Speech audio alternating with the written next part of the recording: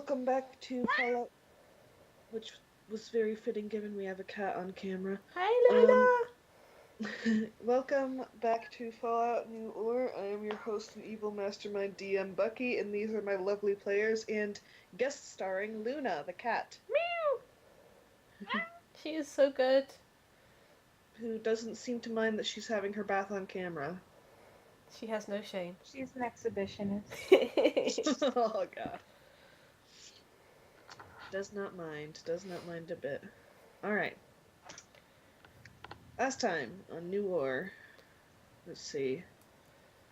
Let me think. Sorry, I'm a little bit slow today. I'm kind of sleepy. Didn't get much. We were prepping for a battle. Oh yes, you're prepping for a battle. Let's see. I remember the zombie moms made a cameo appearance. Yes. Accompanied by Max, the Pichu, Chew the Mimikyu, and Abra, the Abracazam. Noodle. Wait, no, Noodle. Sorry, I got my stuff mixed up. Noodle. Noodle. Do not boop. I'm Noodle. They were going on a heckin' big adventure and decided to stop by and see Jerry's folks, who were very happy to see their undead son. Let's see. And, what else?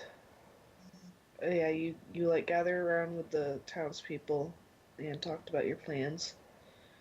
And managed to get them to agree to do the things as well. Like the fake attack and yeah, you basically the guards people, the guards warned all the regular townspeople. So everyone's in on it, everyone's on board, everyone is as prepared as they're gonna be, and now all that's left to do is wait. I mean, in practice, but also just wait. So, one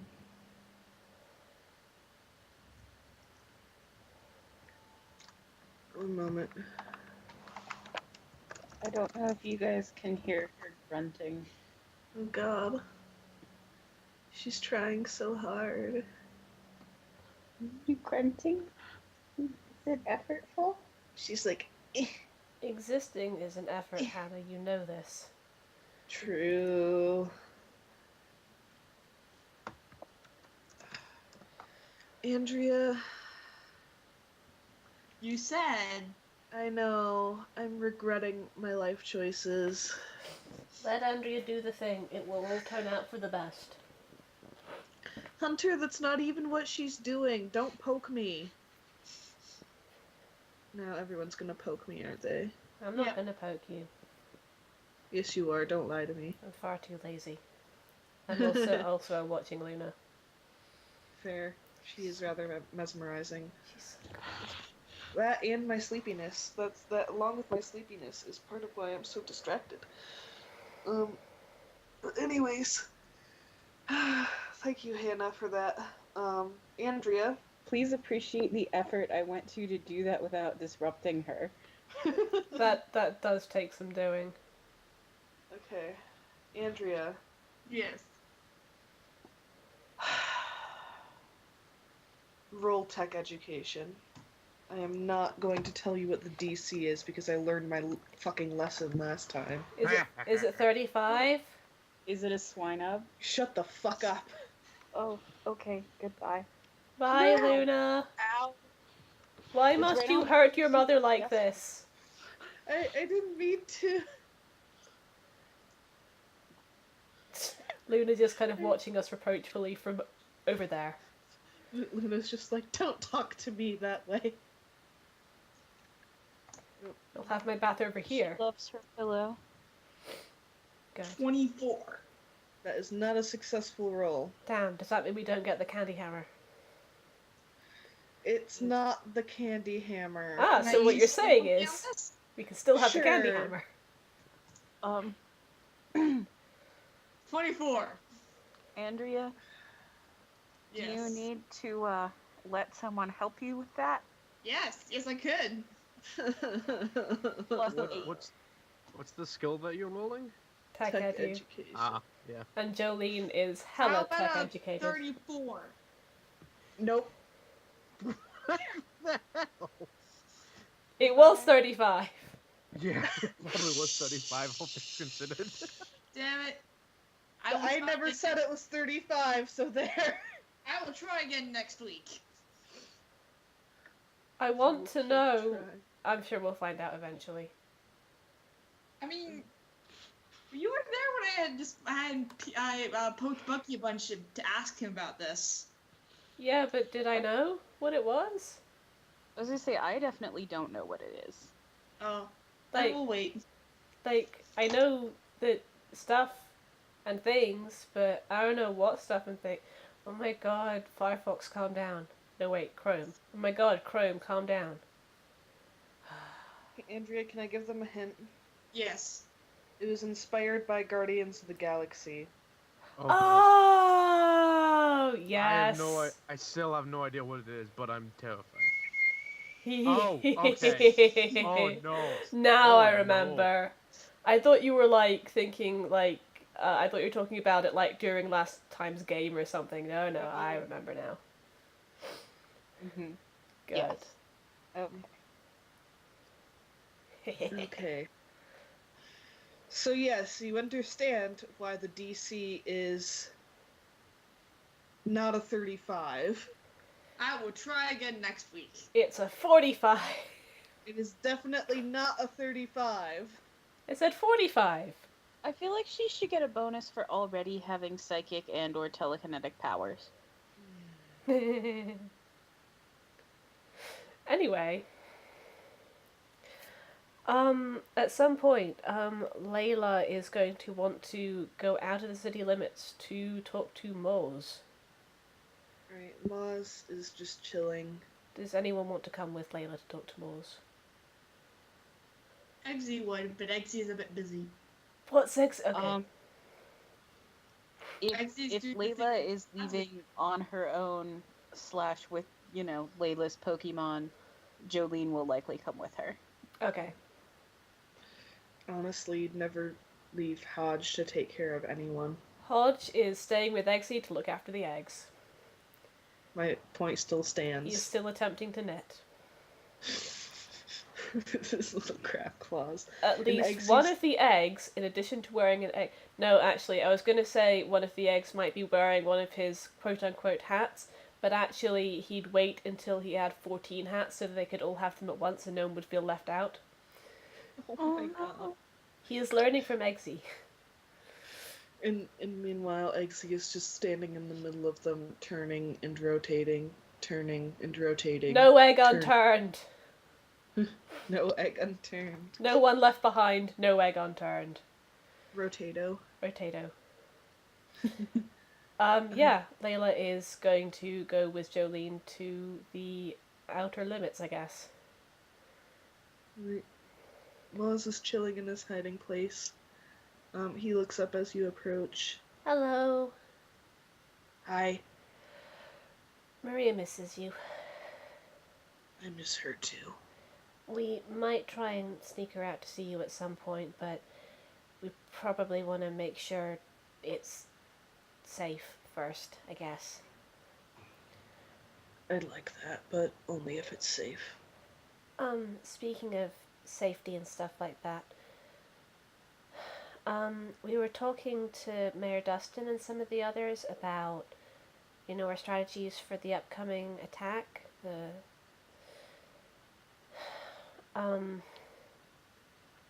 Yes. and we were wondering, we're hoping that we're going to be okay by ourselves, like, with all the help we have so far, but,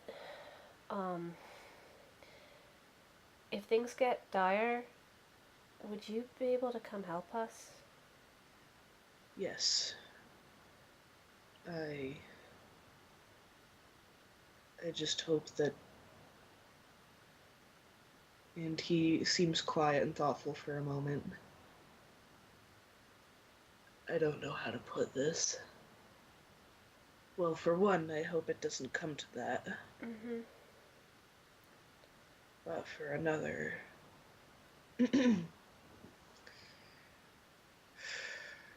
I just hope it doesn't do more harm than good. If you join us, you mean? Yes. I can understand that. Like, I'd like to think that if you came and you helped, then people would be like, oh, cool, Maws is still Maws and he's our friend and stuff like that, but I know everything's not that simple. Mm. Honestly, it feels kind of weird asking you for help since you're not really allowed in the town yet, but I appreciate that you are willing to help, so thank you. Maria's in there. I have to help when I can. Yeah. Yeah, that's fair. You wouldn't happen to have any advice about... We've basically been racking our brains trying to think of anything that could give us an advantage. So far, we've got... And she just basically starts rattling off the assets they have from, Finn's troopers to the various defenses inside the town, the Gatling laser that Spark is setting up, that kind of thing. Mm-hmm. He's thoughtful for a moment.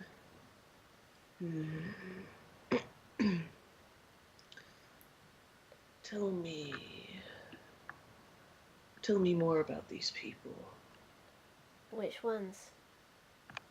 The ones you're fighting. Team Storm? Mm-hmm. Well, they're pretty bad. They're really bad. They're bad on the same level as the Ascendants. They're just bad in a different way, you know. Mm. They're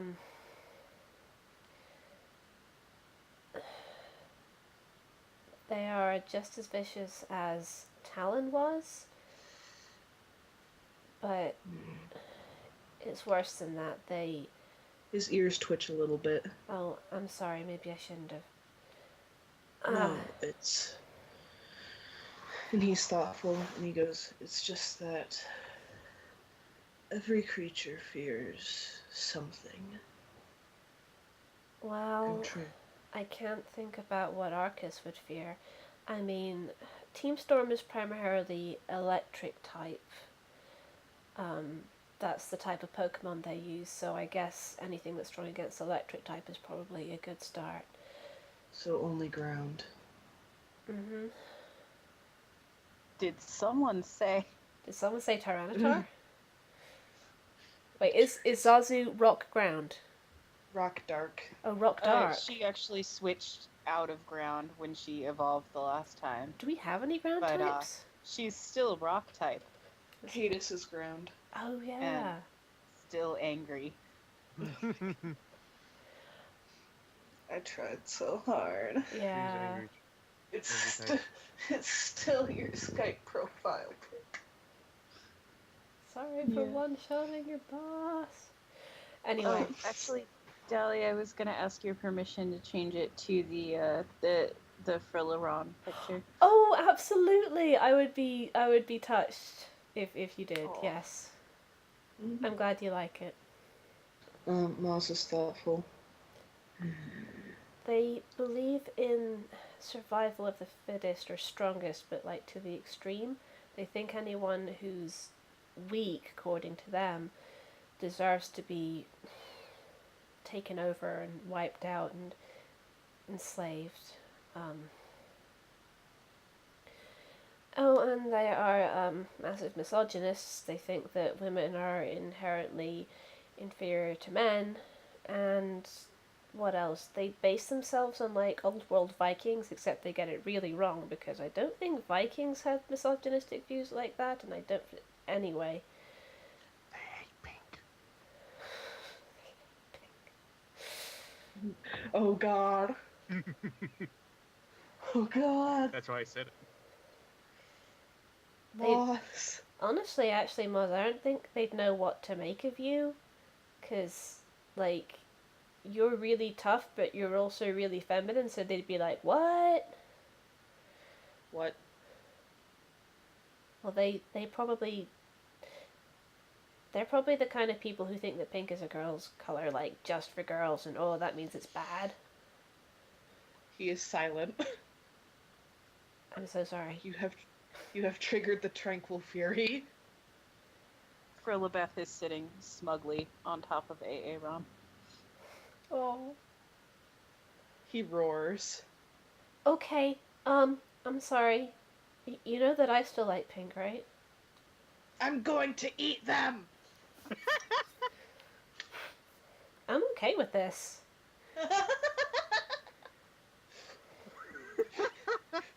Sorry. Jolene kind of looks at you. Aren't you supposed to be the moral compass? It's Team Storm! Well, Yeah. Okay, sorry, I got ahead of myself. Maws, they're not all, like, at their core, they're rotten, but a lot of the soldiers that they recruit are actually press ganged into working for them. They did that to my biological dad. They made him serve as a foot soldier even when he didn't want to, and there's probably a lot of other people they're doing that to as well. It's the people with the nicest uniforms first. If He you licks see his if you lips. see a guy on a Zeb Striker with like really Viking looking gear and a limp, yeah, you can eat him. he licks his lips. I'm hungry. You sound like you're hungry for justice. He stares at you blankly. I also have cookies. Ooh! I think Maws deserves a Jolene cookie. passes out some cookies. He numbs. He's still thinking. He swallows and he goes, "It's just that you mentioning Talon got me thinking. Yeah? Because you saw her. She was not very easily frightened. She would have been really Yeah. badass if you weren't evil. Yes. I guess the way my thoughts went was, what would I use against her? Mm-hmm.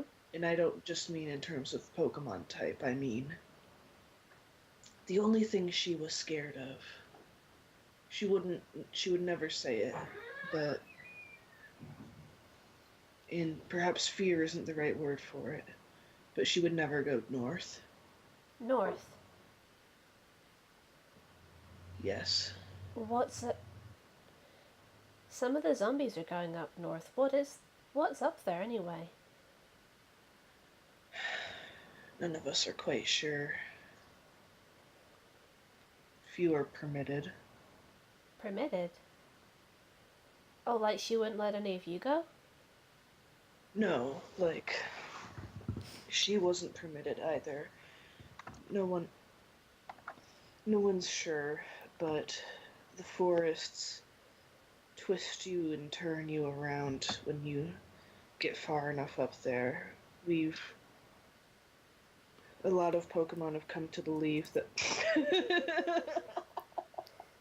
What would I use against Talon? A really angry Tyranitar. Yeah, thanks, Hannah. they're I mean, we are probably going to win this battle by pointing Zazu at it, but still. she just screams. Aaron's Or- there or- too. Yeah, Aaron. Okay. If we get to Aaron's turn, yes. Okay, here's my idea.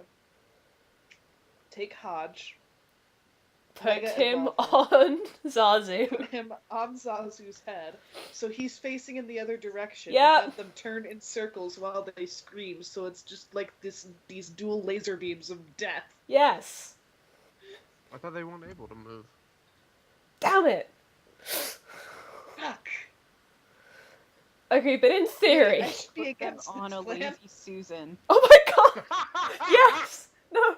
Yes. That would do it. Hodges on a Roomba. Spark can build it. Oh no. And at the Hodges same on a time, oh Roomba. yes. Oh my god. Oh my goodness. Okay. Anyways, This massive steam storm army, and all going, this is it. This is how we die. by a Tyranitar just screaming. A rock not and a even- crab on a lazy Susan. Tyranitar screaming. Anyways, so yeah, Maws is thinking and he goes, it's hard to explain, but the forests seem to shift and change and guide you away from whatever is up there. So we've come to think that you have to we've come to think that someone is responsible. It's too much for it to just be. So maybe something or someone is making the forest like that to keep away unwanted guests? Perhaps. Actually, I think I know someone who might be able to find out more about this. I think I might go back into town. Is that okay? Yes. Okay. I mean, I can't stop you. I mean, I could, but that would be wrong. Layla hugs him. He very carefully hugs you with his big Vion claw hands. Oh, I totally forgot. She reaches into her bag and pulls out a handful of pink and blue ribbons. I meant to give these to you. He bows his head. She ties one on each horn. Oh my goodness. I He looks very. think I'm going to give one to Maria as well, Mm, so she can think of you. good. Okay. Well, thanks very much for your help, Maws. We'll signal you, okay? If it's getting bad. What's the signal? She kind of thinks, and Sprig puts up her hand and say, "I'll get him." Jake. What? Jenga.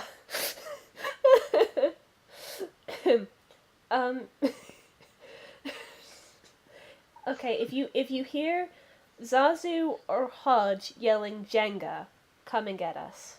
I mean, come into the city, okay? You have yourself an interesting deal. Sorry, I don't know why Jenga amuses me so, but it does. I have my theory. Yes.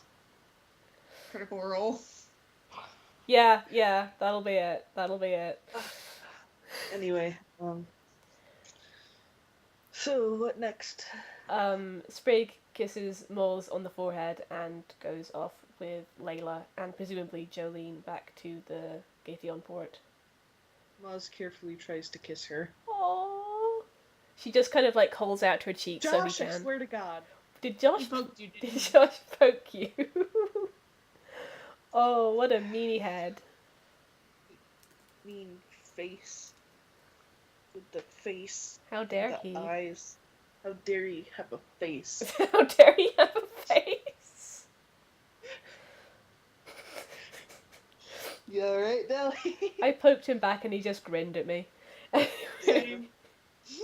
Did you poke him too? You know Yes. what? I'm gonna do it now. Hold on.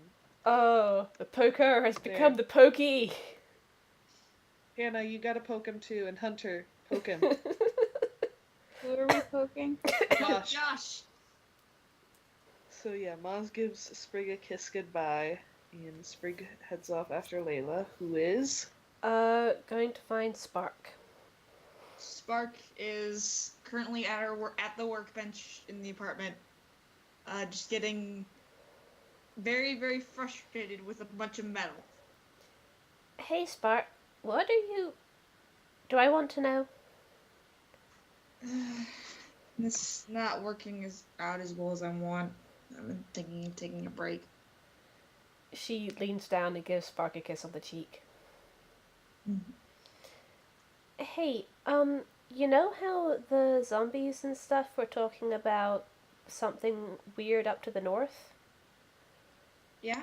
Maws mentioned it too. Like, it sounds like there might be something kind of big there, and I was wondering if I could borrow the radio and ask Piper about it, since I think she's been, since she's been doing some research, maybe she might have come across something. Yeah, that's a good idea. Here you go. Thank She answered you. the radio. Thank you. This is Bugcatcher to Oasis. Oasis, come in, please. After a moment, the radio crackles to life, and Piper says, "Hello." Hi, it's me, Layla. Hi, Piper. Hi. Hi. So you've been looking some stuff up for Spark, right? Yes, I have. Why do you ask? Well, I was wondering if you could maybe look something up for me, just if, because I know they have some books and stuff at Oasis, and um, I was wondering if you could see if you could find out anything about. There's this forest to the north, and there's something there, but it's kind of like there's lots of rumors about what it might be, but no one seems to know for sure what it is. All that people seem to know is that if you get into the forest, it can kind of turn you around and send you back out again. Like there's something supernatural going on up there. That doesn't ring any bells to you, does it? Not really, but I'll poke through and see what I can figure out about that area. Thank you. Would you be able to radio back if you find anything? Absolutely. Thank you, Piper. No problem. Well, I'm sorry, but I need to share this real quick. It just kind of... I just spotted it. is that a computer mouse caught in a mouse trap? Yes. Good. They think they're funny. They're right. Good. Correct. Good. Alright, after you radio her, was there anything else you wanted to do? Probably see if anyone else, like if Spark needed her for anything, or Jolene or anything like that. And failing that, like just train her Pokemon. Alright. A bit of time passes, and the radio crackles back to life. Hello? Hi. Hi. Is it Piper? Okay. Yeah. Yeah. Hi, this is a bit of a stretch, and I'm kind of, well, I'm not sure if it's even, okay, so listen, you grew up in Orre, but I don't really know how much wasters know out here. In school, did they ever teach you about the shadow Pokemon crisis that happened in this region? Out of character, did they? Bits and pieces. Well, a little bit, but we have limited Out of resources. character, fuck the shadow Pokemon. What was that? Out of character. What the fuck's a shadow Pokemon? Right, Okay. Hannah doesn't know. Okay, it's Okay. I'll let you I was gonna explain. say, I think Jolene realistically knows. Oh, Jolene Yeah, would know. Jolene was a kid living in New Orre during this, so she would have been very aware of it, especially after the fact when it was blasted all over the news. But anyways, yeah, the shadow Pokemon thing, basically an organization called Cypher, wanted to take over the world and enlisted the help of Team Snag'em to basically steal Pokemon. And what they were doing was they were essentially torturing Pokemon until they became vicious and violent and had no more love or happiness in their hearts, and they became shadow Pokemon. That seems a little dark for Pokemon's usual. Yeah, like trust me, the Coliseum games Yeah. were holy shit. Yeah, Colosseum was a slightly different beast from your usual Pokemon fair. Yeah.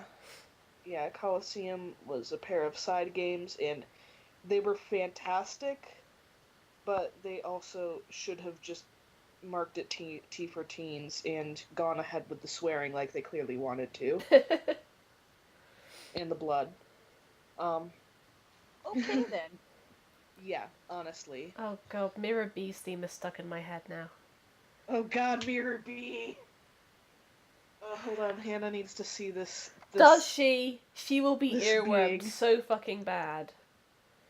She needs to see at least see the man. I don't know about Okay, hearing fine, his fine. theme. Show her what Mirror B looks like. I just nothing Okay. else. I remember so little about that game, but I remember Mirror B and I remember his fucking theme tune and his fucking Ludicolo's.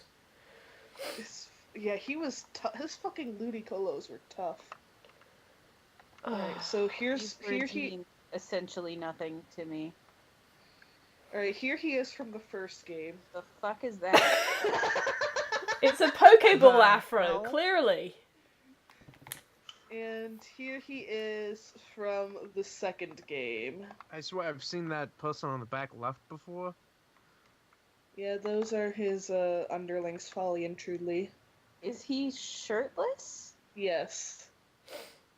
Is this a shirtless, faintly androgynous disco man? Wearing Pokeball. one glove. Yes. Yes, Of course it is. he's wearing one glove. But it's black, so like no copyright infringement. Yeah. He's I can't got even a- remember who he's affiliated with. Was he Snag'em? No, he's Cypher. He's Cypher? Okay. Just, they're all the same. All these Yeah, villains.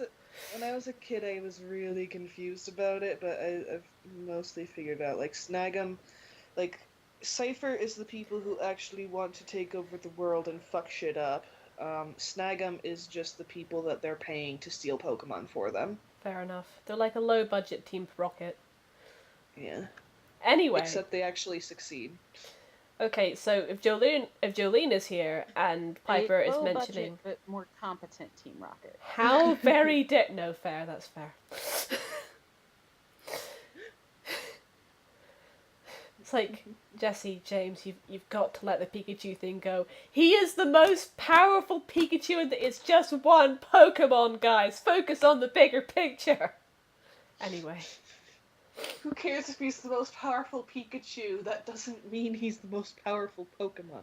He's still a Okay. You could get like 30 Pikachu Yeah. that aren't him, and then kill him with those 30 Pikachu. They've attempted that at one point. They attempted to kill Pikachu? Oh no. Well, I they don't- attempted to capture a bunch of Pikachu. You guys can't see it, but I'm repeatedly hitting myself in the face with my fist. Smoosh them together to make an Uber Pikachu. A giant Pikachu. Oh, no. Anyway. So, if Piper is mentioning the Shadow Pokemon Crisis, Layla knows a little bit about it from the snatches they've learned in school. I'm guessing Jolene knows more about it. Yeah, Jolene, like I Marvin said, knows about it too, right? she would have been in, like, I'm gonna say... She was born in 2000, right, Hannah?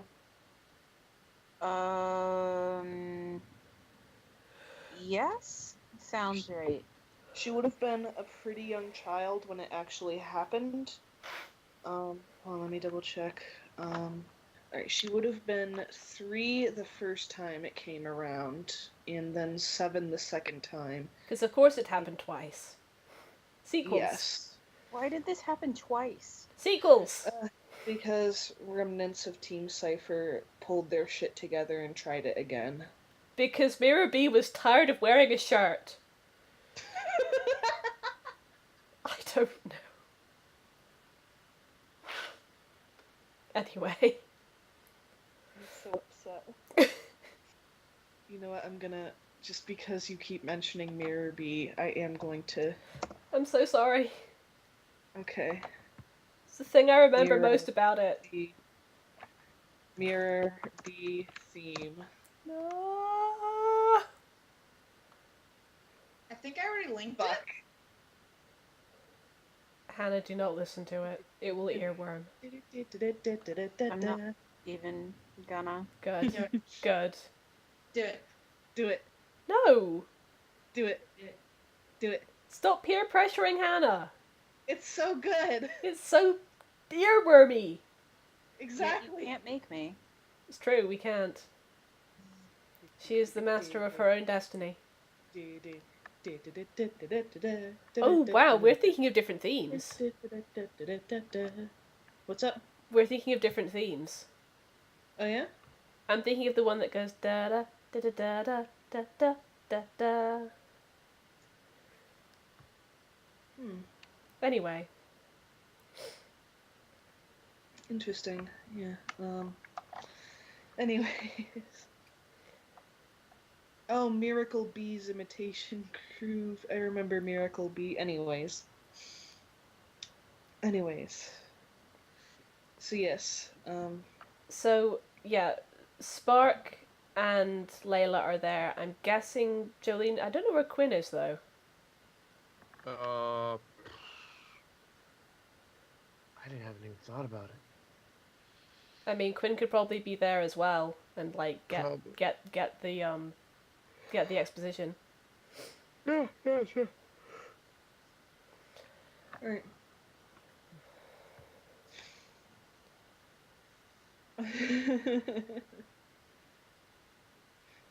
Okay.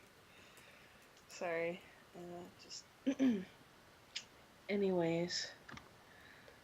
So, yes, she mentions the Shadow Pokemon Crisis. Some people are like, yes, I know about that. Some people are like, no. Spark, you do know about that. You are fairly well educated about pre-war history in the Ascendants. And they actually knew what the hell they were talking about, unlike, Team Storm? well, that, but also I'm just kind of remembering Abraham Washington in Fallout 3. Yeah. Abraham Washington? Yep. Yes, that is in fact He's his the name. guy you steal the Declaration of Independence for, right? Yeah. Secretly Nick Cage. I thought that was Nick Cage.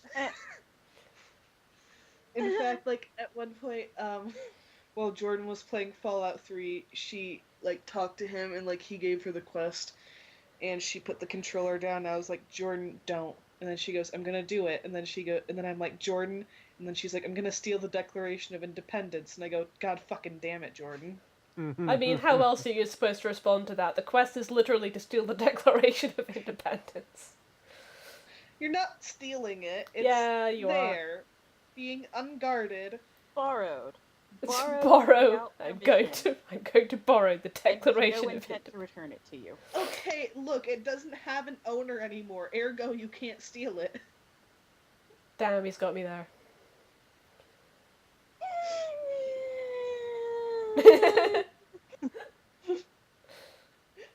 Hannah? Do you have I'm something just not buying that as like a... You can definitely steal things that don't have owners. That's Really? How would yeah. you... If you remove... If you go to the corner street and you remove a traffic light, you have stolen it. That is Okay, owned but by the government, though. Yes, it's owned, like, by the city. Huh? But it doesn't have a unique individual owner. Yeah, Okay, but it is still owned. the Declaration of Independence in the future isn't even owned by a governing body anymore. Yeah, the governing body of the future is gone, and it is just sitting in the middle of a wasteland, you know. Just being represented by that one dude in Megaton, Nathan or whatever his name is. So, yeah, and in fact, it would probably do much, better things for society if it were removed from the death trap in the middle of Washington, D.C., and put in a museum. I still think it sounds cool to say you're stealing it, though. Anyways, fair. I'm gonna mute for a sec. Okay. So, exposition was happening. Right. So, Piper goes, well, from what I'm reading in the history books, like the history of that area, I thought, what's near that area? And I thought, well, the closest thing I can think of is the lab. You know what I mean? The lab? Like the cipher lab? No, not the Cipher Lab. I mean that Pokemon HQ lab. I remember. I don't know if you guys have been there, but it's a place where they were developing technology just in case the crisis happened again, which it did. So good call on their part. But Mhm. so I was thinking, that's near the north, and according to what I'm reading here, Michael, the kid involved in the second go around, Wait, it I know doesn't that. say. Huh. There was a Michael who. Michael?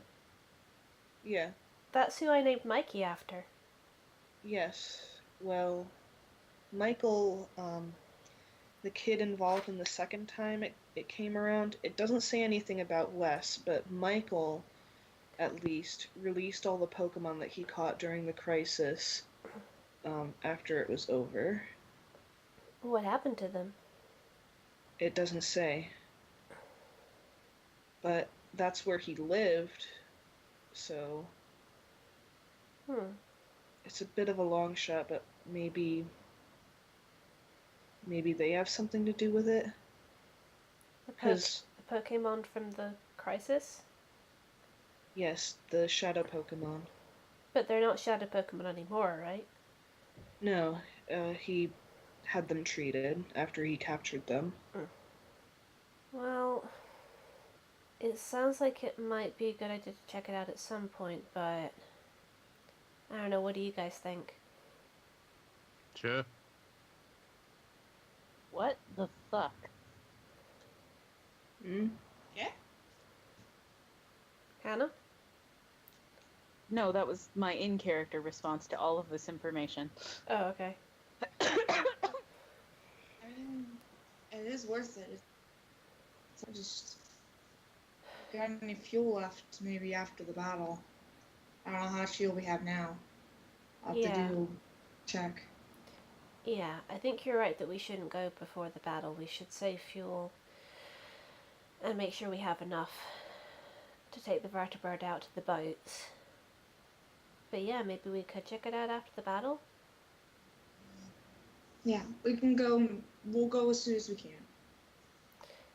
It's possible that if there is something there related to the shadow Pokemon or the former shadow Pokemon or whatever, and whatever they're managing to do to the forest to make it all twisty and turny, maybe that could help us against an UR or the Ascendants or the Kindred if they end up being an issue.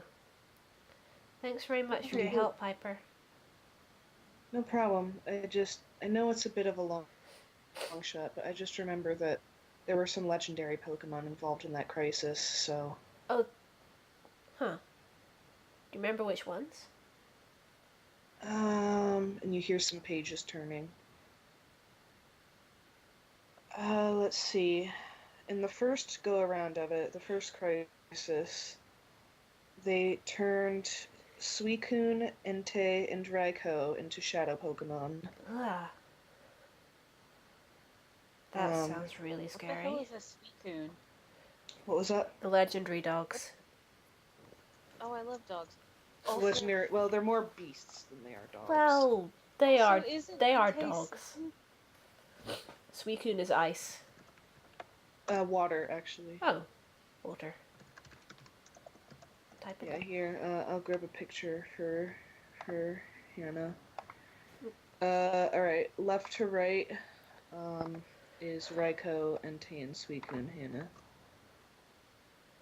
I know it's in Japanese, but I always Elect- thought Raikou. Yeah, I'm not sure actually. Either way. Yeah, so yeah, those three terrifying beasts were turned into shadow Pokemon, which are actually more powerful than average Pokemon. So, Puppies. Puppies. Yep. Yes, puppies. Um, they're pretty big and pretty hefty, so yeah, that's a scary thought, like Layla said. Um, so yeah, they were turned in the first crisis. You hear a pause as there's a bit more page turning. Ho-Oh was also involved in the first crisis, but thankfully Ho-Oh was not turned. Ho-Oh, let's see, Ho-Oh flew, intervened to stop the Cypher leader from escaping after he was defeated by Wes. And then, after some time had passed, Wes had reached the top of Mount Battle, and Ho-Oh flew in to challenge him to see his worth, and Wes successfully captured Ho-Oh. Ho-Oh was. There's only one Ho-Oh, right? Um, that we know of, I suppose, or at least in the region. Aren't the Ascendants Spark, after honey, Ho-Oh? you okay? Spark is tensing. Spark, she's just kind of tensing and just kind of rubbing her arm a bit. Layla tentatively holds out her hand to Spark. I'm fine. What was that? She says she's fine. But in a I'm very tense, not fine sort of way.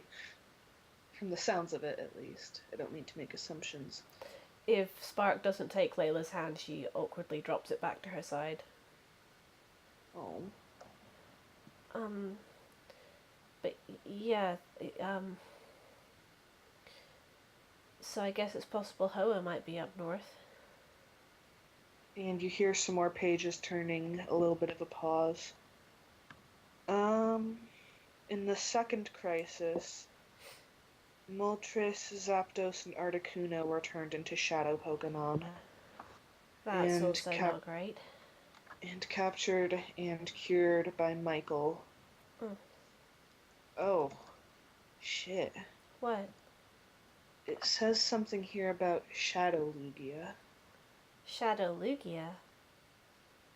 I see.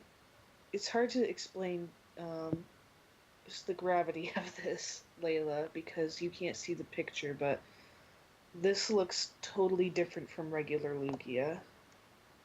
What, like a Mega Evolved Lugia or something? No, it's...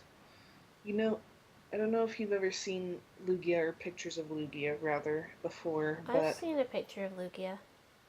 So it's got a silvery kind of body, a purple belly, purple around its eyes.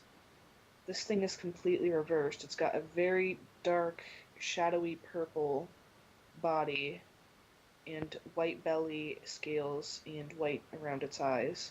Oh, okay. So, And bright red eyes. Inverse Lugia. Yes, but that's not all. But that's not all. Order now, and you will also get Shadow Suicune. For absolutely free. And she reads a bit more, and you can kind of hear her muttering to herself as she reads aloud.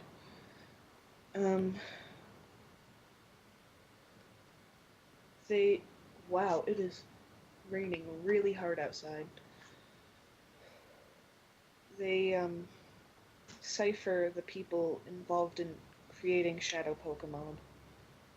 Of all I think there were over 100 at least Shadow Pokemon that they created.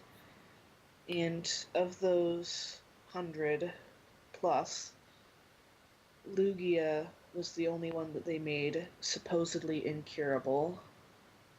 Wait, so did Lugia never get better? According to this, the boy Michael found a way, but it was very difficult. Well, what was it? there was something called a purify chamber in the HQ lab that I was just talking about. Mm-hmm. He, with the help of many other Pokemon, they were able to use that chamber to purify Lugia. Well, that's good, right? Yeah.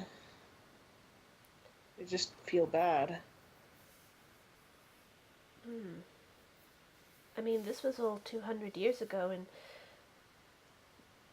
Nearly 300. they're not making shadow Pokemon anymore, right? Right.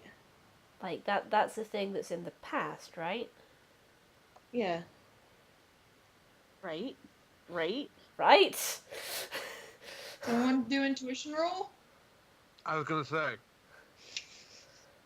Layla is too optimistic. I don't think Piper's lying. Piper might not know she's lying. Yeah, Oh, I'm not that's talking what I'm about thinking. Piper. I'm just like, I don't see what you're going to accomplish with intuition because, Oh, like, okay.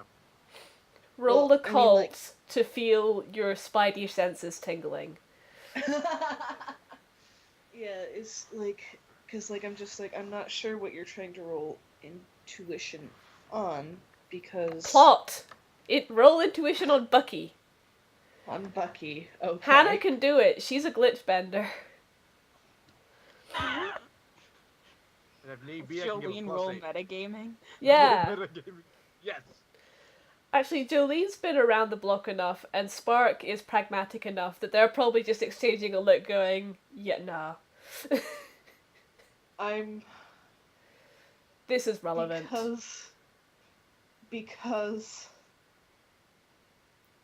because I did tell Hannah that Jolene can know that she is in a tabletop game. I technically cannot say no. Genre savvy. Oh my god. Roll genre savvy. Roll insight on Bucky. I cannot technically say no. Legally speaking. Legally speaking. Legally speaking, you can roll intuition on Bucky. If you need a bonus, I can give you a plus 8. Alright.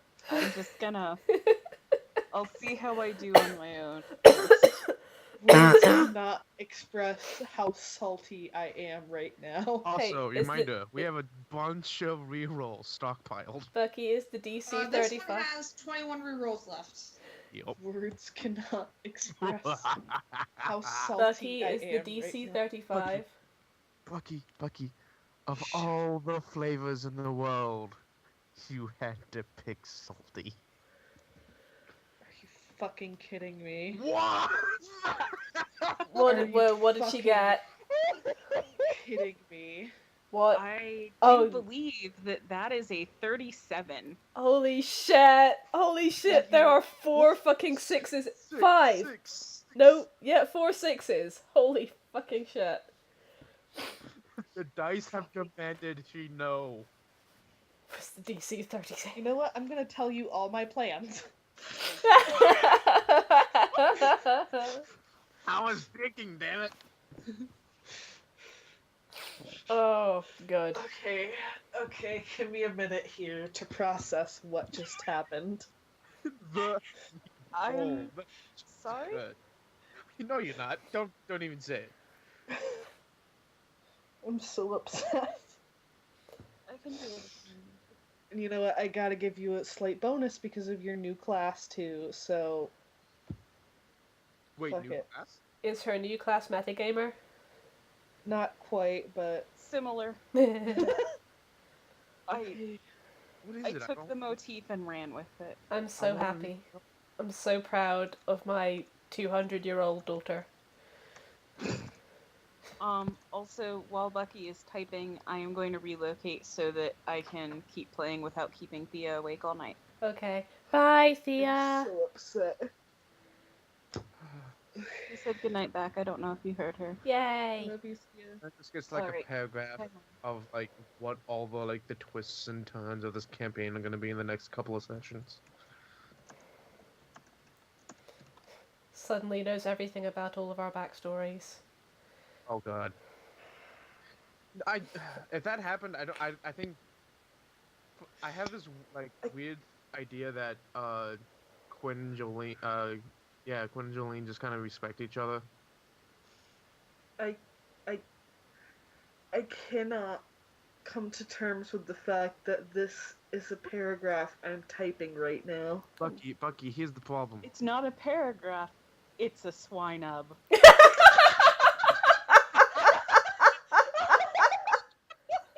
Hold on.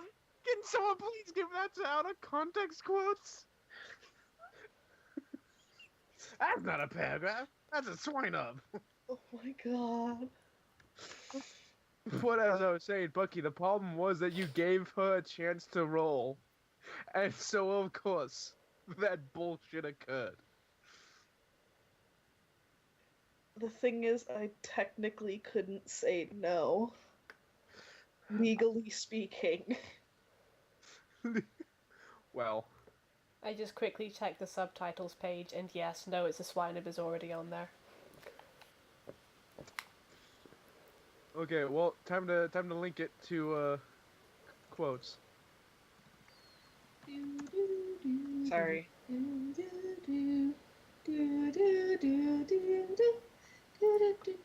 It's just gonna be a paragraph of like Andrea, I legally could not say no. Andrea, is that the song you want to be singing right now? Are you sure we Yes. don't want to be singing Mary B's theme?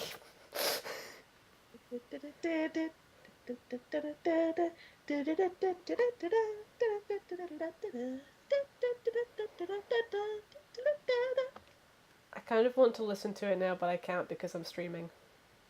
Probably for the best. For the worst.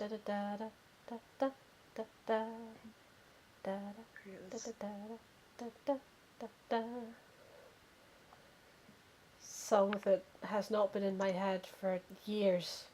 Years! And it's back. I blame you. That was the secret plan all along. That was clearly not the plan all along. No accounting for Mirabee. Well, that was Mirabee's secret plan all along. Not even Let's Mirabee can account for Mirabee.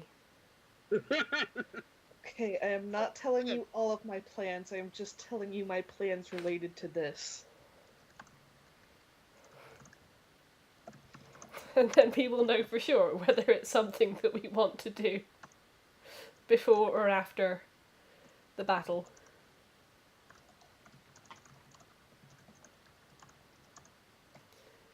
How is Jolene going to explain this?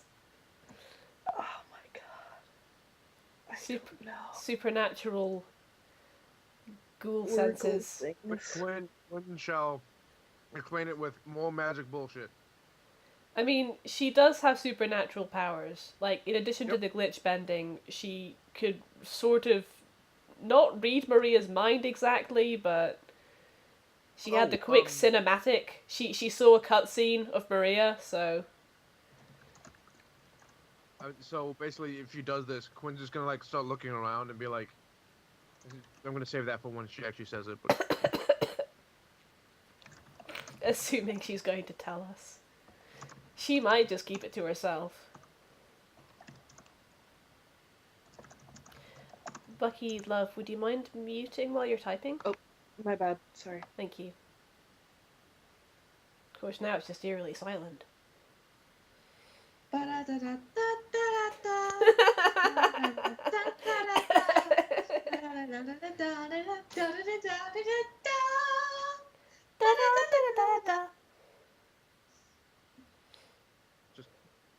just the Spanish flea at full volume.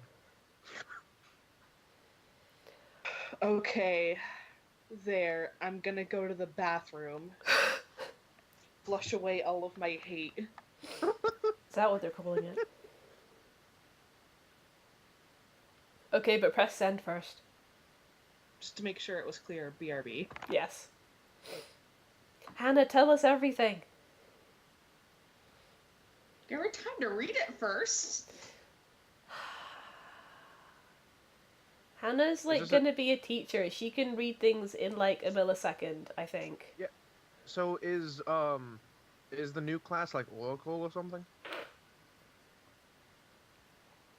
I think Hannah is muted. Ah. New class is Game Breaker. Glitchbender and Oracle. Yep, that's about right. I am back, and I am opening my PMs. Oh Oh, Jesus. Hannah wasn't even here. Okay. Oh boy. Hannah, quick question: is the new like class Oracle or something?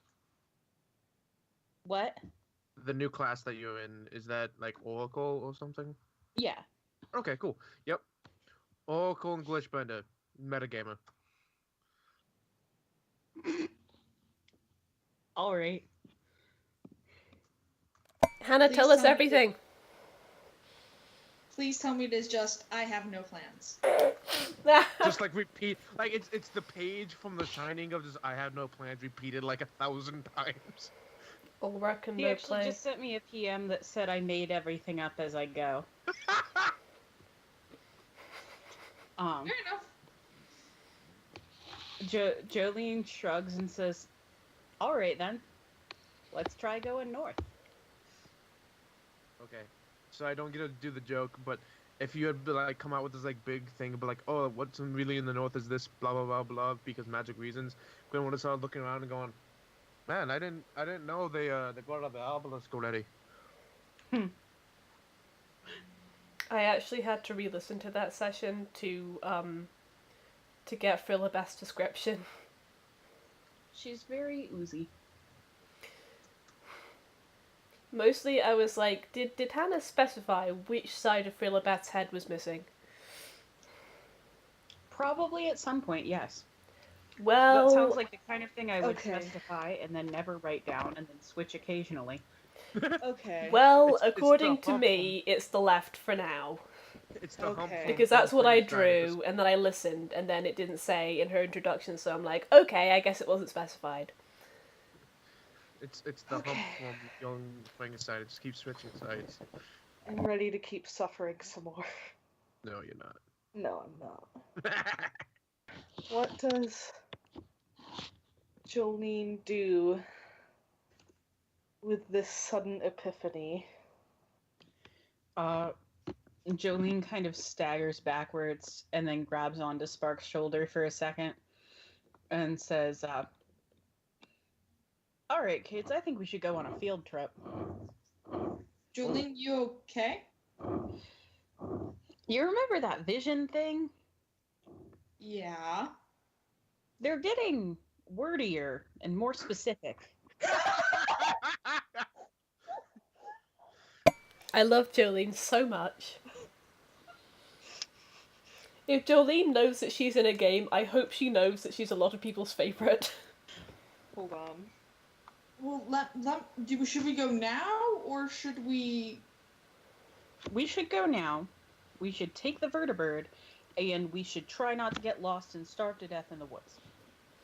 Okay, let me go. I'll go see how much fuel we have. That way, we can ration it out. Spark just kind of sets down the metal that she had been working with and goes off to find the vertibird. What Jolene really heard was, if you do not stop this nonsense, the DM is going to make rocks fall. Everyone dies. No, sorry. In this case, it would be everyone faints. Have you guys seen the D&D skit? Skit where I think it's just called "Talking is a Free Action" or something. It's on YouTube. Wait, yeah! Isn't that by Door Monster? Yes, it's a door monster skit. I love the Door Monster skits. Okay, I gotta look this up. Door Monster in general is just very good. Yeah. But yes, I do very much love their I love their D&D ones. No, I didn't just kill this person. Bluff. 18. Oh, right. No, I guess you didn't just kill this person. My name is Frank, and I killed him with a chicken. But wait, there is no throne room. What's the group called? Door monster. Hang on, it should be in my YouTube history. Jolene, meanwhile, looks vaguely up in a skyward area and says, "Thanks." You're welcome. Hold on. Yeah, Quinn's gonna look around and be like, "Are you talking to the obelisk?" Yep. I figure if it's here, I might as well embrace it. Okay. You know, at this point, I have magic powers too, so I can't complain. I am very slowly turning into a bug, so I will catch up. I'm not even gonna question it anymore. Also, I'm just gonna let Andrea as Spark know. The fuel looks pretty solid. Like, Fuel's It meant is, to be in fact, liquid, a solid Bucky. fuel, Fuel's as I meant to be recall. liquid. No, actually, I believe the fuel is a liquid. I believe this was canon because we had several barrels extra of the stuff. Yeah, I was just There you go, Hunter. I found wasn't it. sure how many barrels we had. Yep, I've actually seen this one. It's really funny. The best kind of free I'm, speech. like, I'm definitely the shithead at the end who's like, actually, I took a resistance to falling rocks. Specifically. so No, the that would be fuel, totally you. the fuel levels look as though they will be able to carry you to and from the area I have described, as well as aid you in the battle within a few days. And there will be no moment where we accidentally run low on fuel and have to make a crash landing Into a ship. into a ship. How would you say that? Don't tempt me. It's like, I thought you had enough fuel. Oh my god, there's a way you could do it. Don't tempt me. Spark's gonna radio back to the group. Okay, it looks like we've got enough fuel. I'll be there in 2 minutes. Then Spark is going to fly the vertebrate and try to land on the house. Oh my god. Don't Sure, crush the my house has a house, Kane, damn it. Kane just going, we didn't put a helicopter landing pad there. Well, it has a flat top, so... Jake Don't just crush going, my we'll house, no, I paid a lot take of it, money for this." Captain.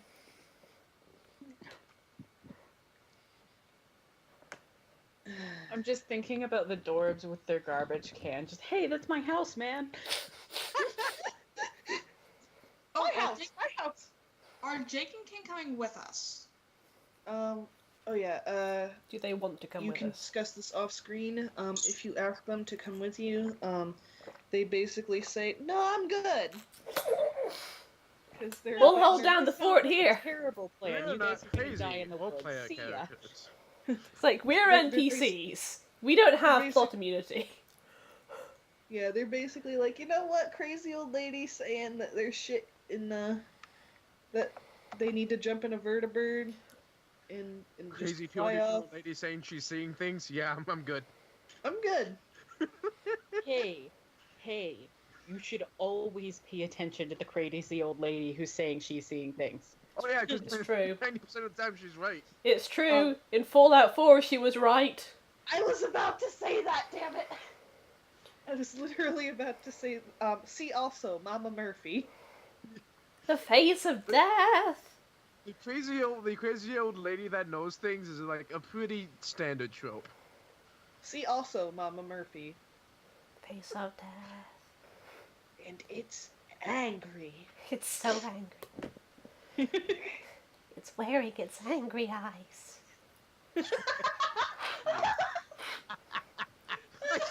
I wish Speaking he had of said which, that. I was walking back home the other day, and as I was passing a trash can, someone had put angry eyes on the man who's throwing away his trash in the trash can on the side. Oh no. Bless. Oh no. And I had to sit there and do a double take. Good. Oh. That's sweet.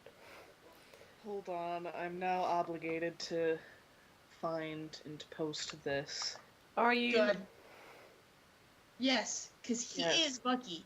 Fair. One moment. And your angry death claws, just in case.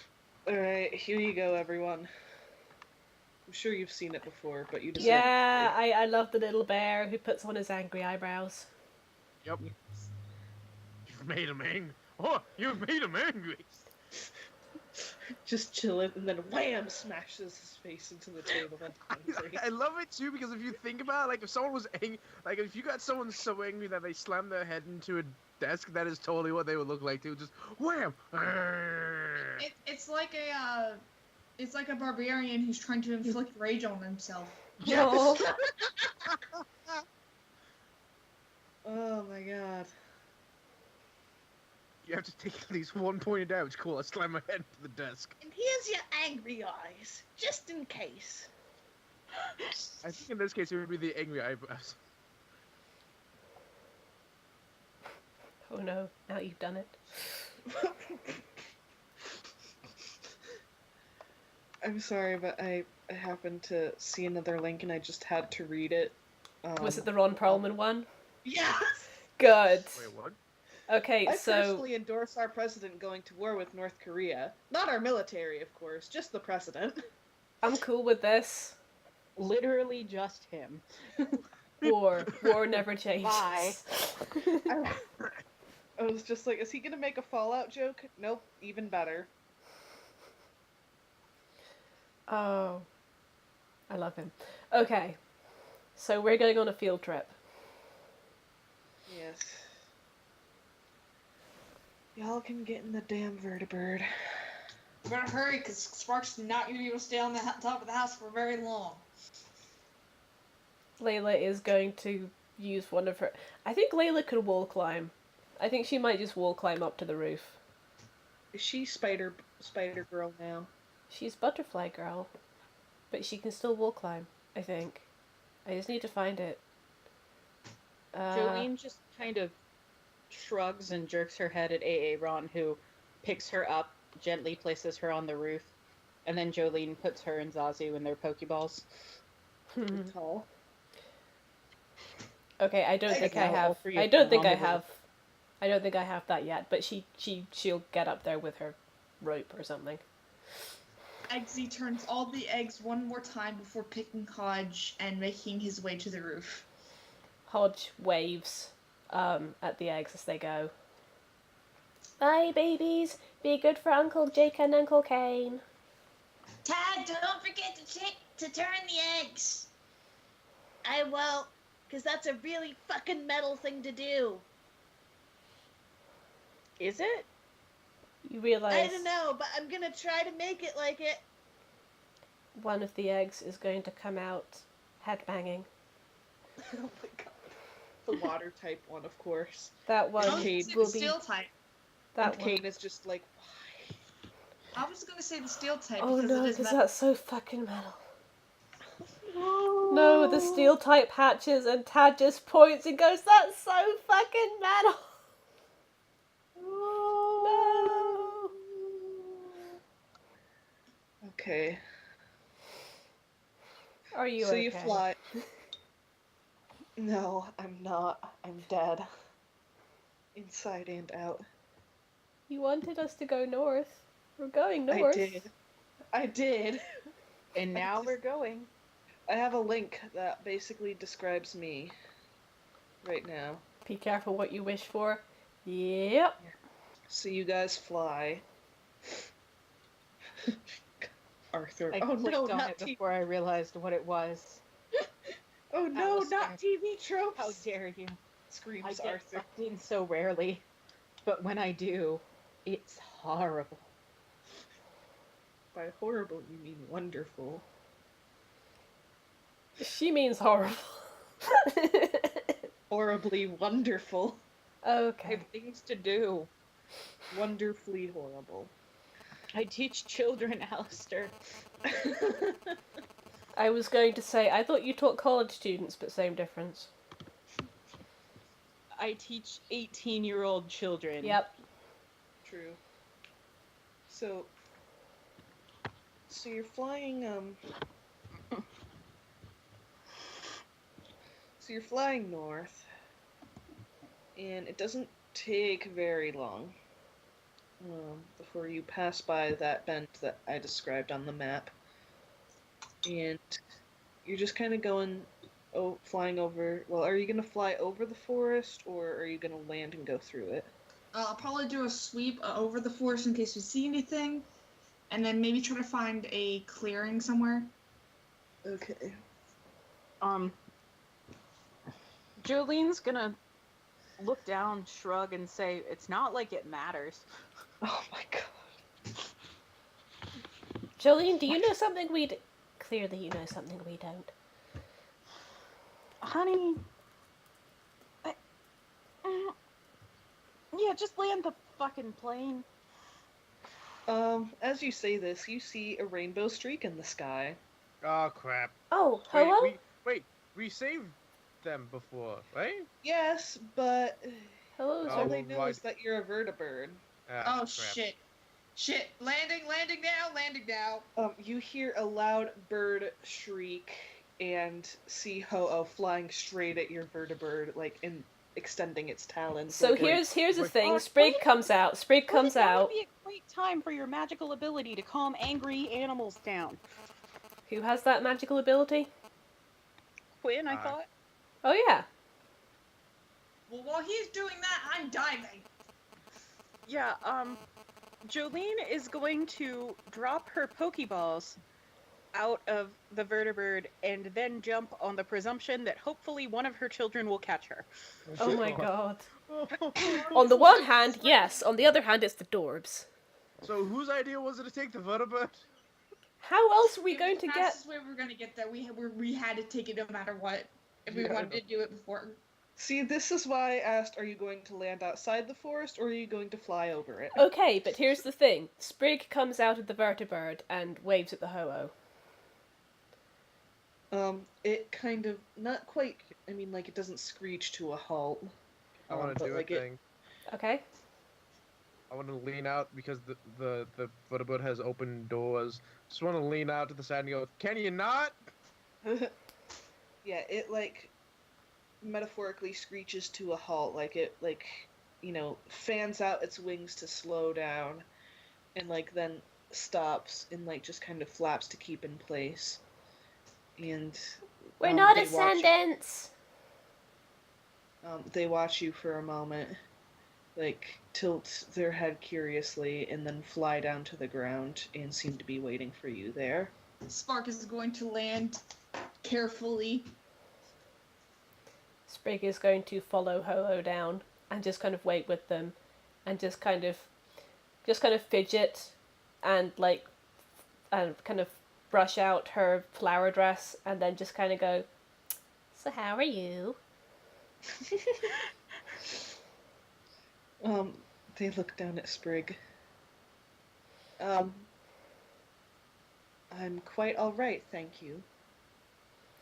Are you the same one we saved from the Ascendants? Yes, that's... Thank Kind you of. very much for the feather, it was very pretty. Oh, you're welcome. I always loved the chance to leave humans with my blessing. Oh, it came with a blessing too? Sweet. That must be why we haven't died yet. I mean, I you're mean... not wrong. Just as a reminder, Spark has not met Ho-Oh yet, so I don't think any of us have met Ho-Oh. I thought we met Ho-Oh during the first crossover. Yeah. Wait, did we? I was gonna say, Jolene hasn't met them either. Yes, Oh. Orre and Jolene haven't. Shit, did we? Good lord, sorry. Yeah. The first crossover was so long ago, I can't remember. Yeah, Hoa was summoned to kind of help you guys out I thought with figuring out how to get them back to their dimension. Ah. Well, Sprig had other things on her mind at that point. So Ho-Oh is just kind of waiting, and like once you guys land, Ho-Oh looks up, tilts their head, and says, "What are you all doing here?" Layla just looks at Jolene. Spark is just kind of like on her knees. Spark, sweetie, are you all right? Yeah, just kind of natural reaction. And she just kind of stays there, not looking at Ho-Oh at all. Spark, this is Ho-Oh. Ho-Oh, this is Spark. Hello, Ho. We haven't met. My name's Jolene. We were wondering about, if you could help us with the whole Team Storm issue, or some of your friends. I mean, they have a beak, so it doesn't seem possible, but Ho-Oh seems to almost frown a bit. Let me go. I'm sure Shelley, and you can tell that they've dealt far too much with Shelley. Oh no. It's the way they Has kind of told- sigh when they say her name. Yeah. Has told you all about our reluctance to interfere with humans. Yeah, and I get that, but these guys are real douchebags, and I'm not asking you to get within, like, firing range. Just, stand in the background and scream. Send to the back and scream. It's Oh. worked. It's a winning strategy. I mean, you're not wrong. As much as I hate to say it. It's worked every time so far. What exactly do you have in mind? Specifically speaking, is there a chance you have any buddies that are by the name of Zapdos or Raikou? Zapdos and Raikou, yes. Oh, Yes, that one. electric legendaries. Wait, do you think that Team Storm would, like, stand down and listen to them? Would they be willing to deliver anyone a stern talking to? Oh my god. I'm not asking for combat assistance or for them to get close enough that they might be injured. We have a lot of bombs that will take care of those problems. Ho-Oh was just staring at you. So, Jolene, this particularly wordy vision you had, was that what it was telling you about? Yeah. Out of character, do Team Storm worship, like, Zapdos? Worship is a bit of a strong word, but they have very high respect and reverence for it. If it's not worship, it's near worship. It's kind of similar to the respect some cultures hold for their ancestors. Oh, Yeah, I was gonna God. say, it's like your dead grandma comes back to life and Can you just starts imagine, scolding you. Yeah. Imagine we blow up the boats. What's his ass survives, flies up in the sky, and is about to rain down lightning on us. And Zapdos just like slowly lowers out of the clouds, just looks at him like, don't. Do not. Just fucking don't. Bad. just whaps him with a wing. I question your life choices. Yes. I mean, Team Storm do hold electric type legendaries like Zapdos in really high regard. Do you think they'd listen? Jolene kind of shrugs and goes, who knows? Besides, it would only save like a few hundred people's lives. Anyways, it was worth a shot, and she turns to leave. Layla just kind of looks Ooh. at Ho-Oh with wide, big, pleading eyes. Quinn turns around and walks with Jolene. Anyways, nice to see you, Ho-Oh. Bye. Wait. Yes?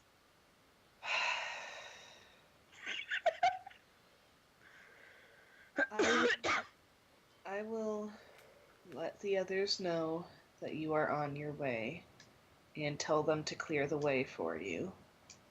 Oh, thank you. That's so nice of you. Ho-Oh takes off and flies off, and suddenly, you know what? Fuck it. Jolene knows the way through the forest.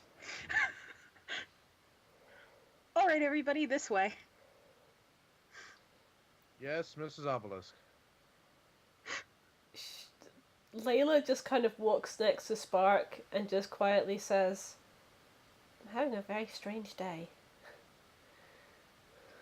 Yeah. Jolene glances at Quinn and says, "It's Mrs. Kent. Obelisk is my middle name." Oh my god. Sorry, that just means her initials are J-O-K. Well, I mean, Her name is actually Martha, but Do you? You are led through the forest by Jolene. It's getting darker and darker, almost as if you're kind of going through a cave, because the forest canopy is getting thicker and thicker.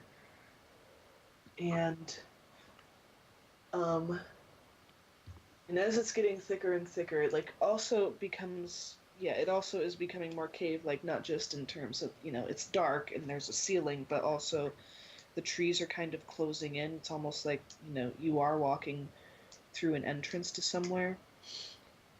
Layla Zazu looks fully prepared to fight the trees. Oh my god. Thistle is walking next to Zazu. Fully prepared to fight the trees. Layla has unconsciously started walking a bit closer to Spark. She holding the butterfly net. You Spark see... does hold a flame in her hand just so we have some sort of a torch. Oh, good. You see light reflecting off of 3 pairs of eyes at the end of the tunnel. Hello! Growl. Layla kind of falters and starts to slow down a bit. Sprig doesn't notice and waves. Hi!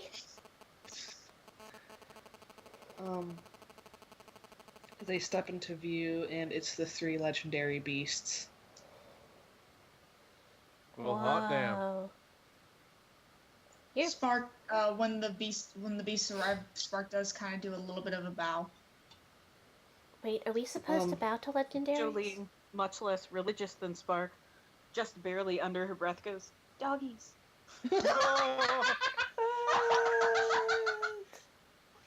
When Layla asks, it's like it's best to just show them respect. They are very powerful. Layla just kind of tries to look respectful. Layla was going to be respectful anyway, but now she's self-conscious about it. It's like, well, now you've gone and said that. Sprig, meanwhile, is just thinking, I should be friendly. Hodge be friends. is in his Pokeball. Oh god. Hodge. Because Layla knows better. By the way, all 3 beasts are over, I'm gonna say, at the shoulder. They are over 6 feet tall at the shoulder. So yeah, him big. The perfect size of dog. Sprig looks for all the world like she wants to sit on one of their heads. Entei is the largest at 6'11". Suicune is the second largest at 6'7", and Draco is the smallest at 6'3". Sprig hovers at head height for them. You guys are really tall. Well done. Well done. They just kind of study Sprig, and they did look very serious, but now they just look confused, and they're just kind of glancing between each other. Oh, right. We came to talk to you about something. I should probably let someone else do that. Let's say, I think Entei often seems to be kind of portrayed as the leader of the trio. I mean, Him big. from my understanding, the hierarchy is Entei, then Suicune, and then Raikou. Mm-hmm.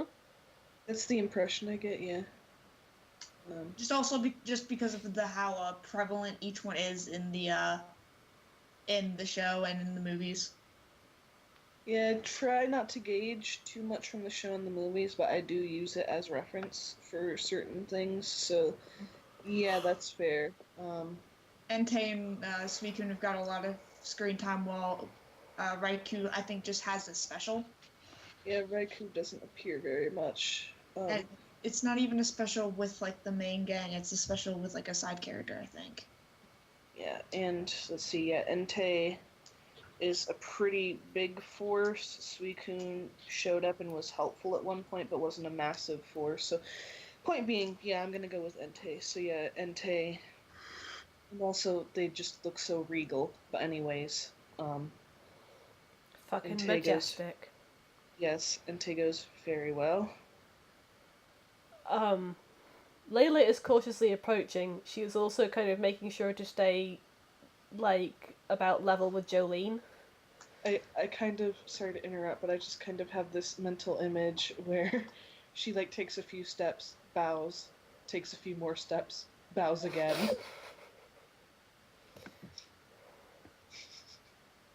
But go on. Yeah, no, Layla is stepping forward in line with Jolene, and she kind of... Jolene has kind of seems to have been the brains of the operation so far, so she kind of looks at Jolene uncertainly. Hello. Jolene's just like, hi, doggies! Doggies. We've heard that you've come seeking our aid. Well, no offense to the other two of you, but I mean, if all three of you wanted to come, we'd welcome your assistance and feed you cookies and whatnot. She does have really good cookies. Suicune twitches slightly. I brought some now. Suicune twitches again. Well, I'm just gonna put these cookies on a plate over here, and then I'm not gonna pay attention to what happens to them. Suicune is trembling slightly. You can almost swear that they are sweating. They're Clarkening already, guys. Oh my god. Suicune has I a will sweet unfortunately have to tooth. miss that. I'll be right back. Bucky, Suicune has a sweet tooth. They are Sweetcoon. Suicune. You set the plate down. The next time you look at the plate, the cookies are gone, and you have no idea where they went. Of course. I think Jolene might have a small idea where they went, but There are a few crumbs around Suicune's mouth, but this is no proof of anything. of course not. But Entei glances at Suicune, then back at you and says, "You were saying." Before you bribed my associate. And Tay's dead inside. It's like, oh my god, Suicune. We have a rep to maintain, and you just, okay. So embarrassing. Can't take you anywhere. This is why we don't go to the company picnic. Anyway. Anyways, what I was getting at there was, there's a large group of, gentlemen. I wouldn't call Coming them over. gentle. Okay, but I've been told it's rude to call people redneck-ass white supremacist motherfuckers in front of legendaries. Raikou loudly snorts. And yet, here we are. And yet, here we are. Anyways, Team Storm is coming to take over a city that's under our protection. And, we'd prefer it if, the issue could be resolved with as little bloodshed, on our side as possible. I'd actually really like that. Like, I was ready to throw down, but if we can do this peacefully, that'd be even better. There are some I'm not sure about Oh, peaceful per se, but I mean, we're still gonna kill Arcus, right? Does anyone else hear a buzzing? I hear it. Oh dear, I wonder Yeah, if it's me. I hear it too. It's Yeah, probably me. Let me mute. Well, like, the thing is, it's on and off, so it's impossible to say, really. Like, if you just... I mean, it Oh. hasn't come back. In which case, I don't know what to tell you. I'll speak up when I hear it again. Okay. In case it's my phones, I have moved them away from my microphone. Okay. Thank you. Layla... Oh, sorry, were you gonna say something? No, you go ahead. Layla looks at the legendary beasts, and her eyes kind of linger on Raikou. And she hesitantly says, I know that you three and the other legendaries try not to involve yourself with human affairs, but do you know about Team Storm? Mte sighs heavily and says, we've heard grumblings about them reach. Grumblings. Mostly from Reach. Celery. Celery is very grumbly. Honestly. We've heard at least one lengthy rant about them. Explosive, profanity-laden rant.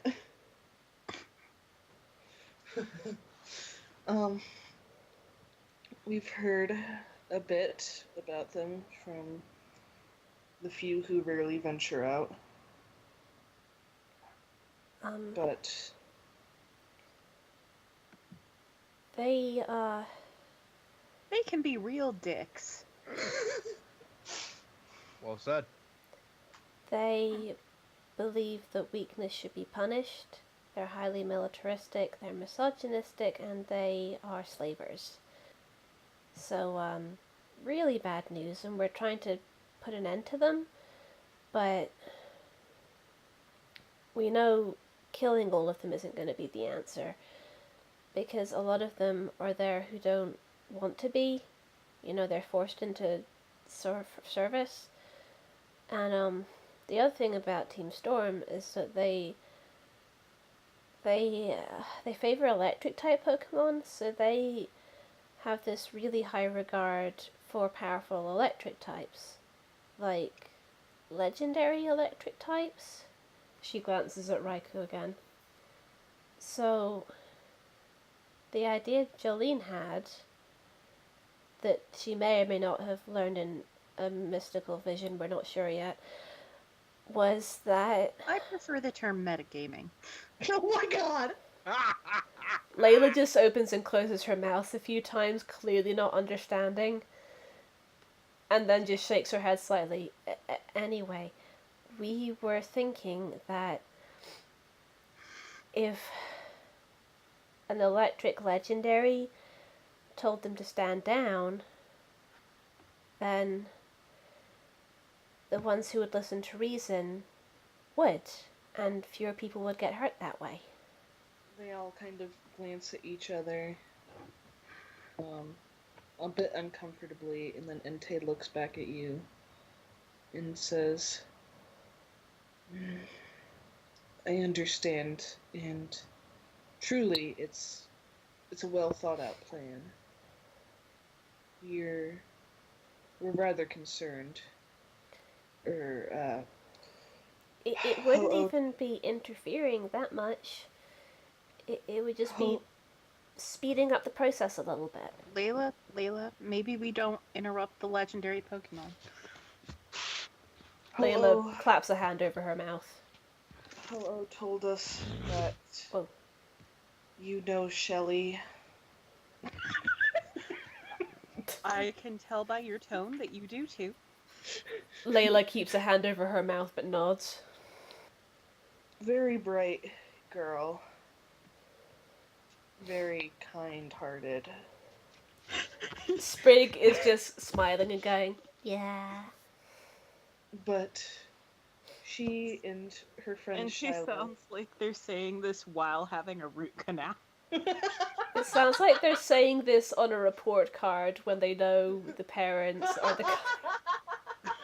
You got that effing class. It's like, we need to talk to you about Shelley. Now, we love Shelley. Shelley's a wonderful girl. You know, you've done a great job raising her. And just, can you tell her to stop? Anyway. Can you tell her to stop spinning in circles in the midair while during class? It's very distracting. She's wonderful and we're so fond, and if you could get her to not be herself for just a few hours a day. We love her so much. Please make her stop. It's kind of like when you have a kid over at their grandparents and the grandparents call you to say, oh yeah, the kids are great. They're doing really well and they're being very good. Oh yeah, can they stay for a few more hours? Come get your kids. Yeah. Get your fucking children. Get fucking children. Anyways. So what are they saying about Shelley? Yes. And Tay says she's a very bright, kind, loving girl, but she and her friend Shiloh were painfully naive. She's a great personality. She has great eyes? This lapse in judgment resulted in Shiloh's capture, as I'm sure you know. Sprig nods sadly. And I'm not sure I don't think it's fair to call trusting, people a lapse in judgment. in any case, whatever we want to call it, it resulted in Shiloh's capture by some rather technologically advanced humans who seek to use the power of a legendary for evil. Spark has got a little tense, so Layla has kind of walked backwards and gently takes Spark's hand and squeezes it. Yeah, they're douche canoes. They're on our list. Right. Well, I suppose the moral of the story I am telling is that we understand that we wouldn't be involving ourselves too much, but our concerns are that on the off chance that we were captured, it could be rather disastrous.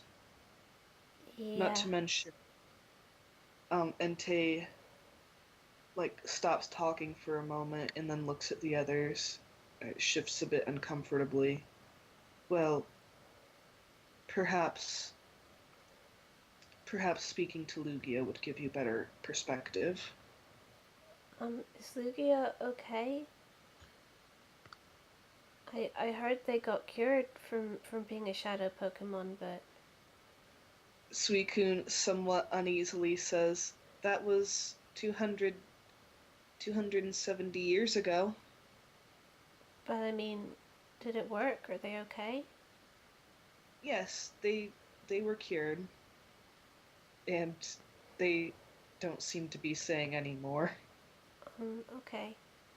For what it's That was worth... informative. For what it's worth, by the way, we're gonna save Shiloh.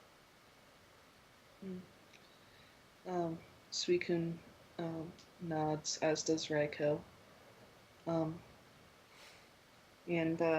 Entei goes, in any case, it might be a good plan to speak to Lugia. They could probably express our concerns more than any of us could. Oh, okay. Where might we find them? Entei kind of moves their head in a follow me kind of gesture, and turns and starts walking out into the light.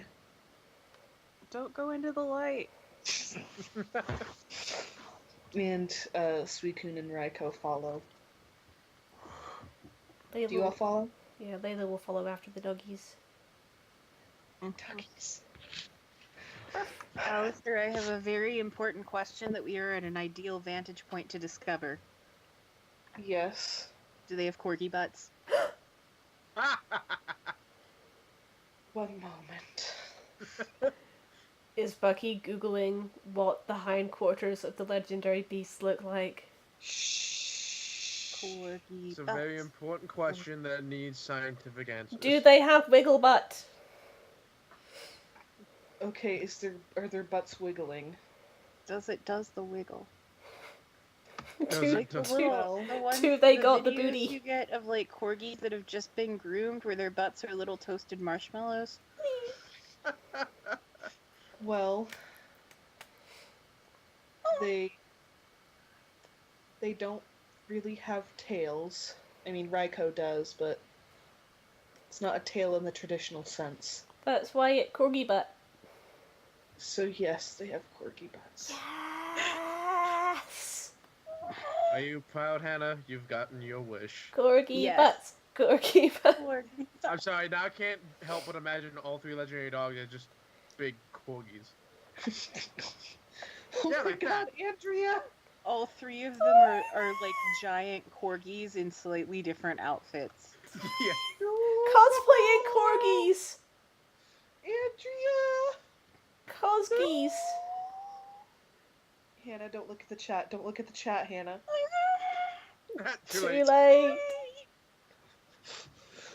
Andrea, Andrea find is some Suicune posting and Raiko ones. the softest, roundest, fluffiest entes.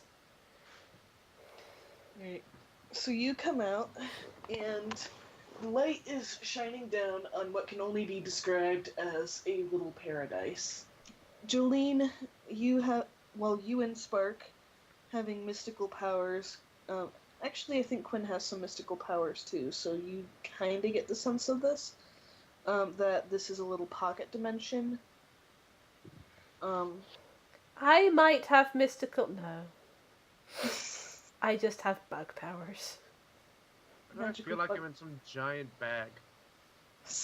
Oh my god. No, Quinn Yeah. says that in character. Why do I get the sense I'm in a giant bag? Oh my god. So as you look over this place, you basically come to the conclusion that this is a Pokemon paradise. It basically is it's a small area, but it has terrain to match every biome that a Pokemon could need. It's like there's a little mini snowy mountain for ice types to live on. There's a almost little mini lava spot. It's the Garden of Eden. It's their Garden of Eden. There's a little spot of lava off in the corner somewhere where no other Pokemon can get toasted by it, for fire types to hang out. Rocky areas, caves, grass, trees, everything a Pokemon could want or need. A lake. A lake, yes. And, so yeah, that's where they're leading you. And, as you look up, you see Ho-Oh, give me a sec. Moltres, Zapdos, and Articuno flying about, kind of overlooking the area. Layla tries not to stare. She fails miserably. Jolene is going to follow immediately behind the legendaries And they're as corgi long butts. as possible. Corgi butt. Oh my goodness. Alright, give me a sec, I need to pull up this page. Some of the various species you see among all these Pokemon. You see a fair number of Eevee. Like, a lot of Eevee. Huh. P.S. Eevee or Eevee evolutions were the starters in both games. So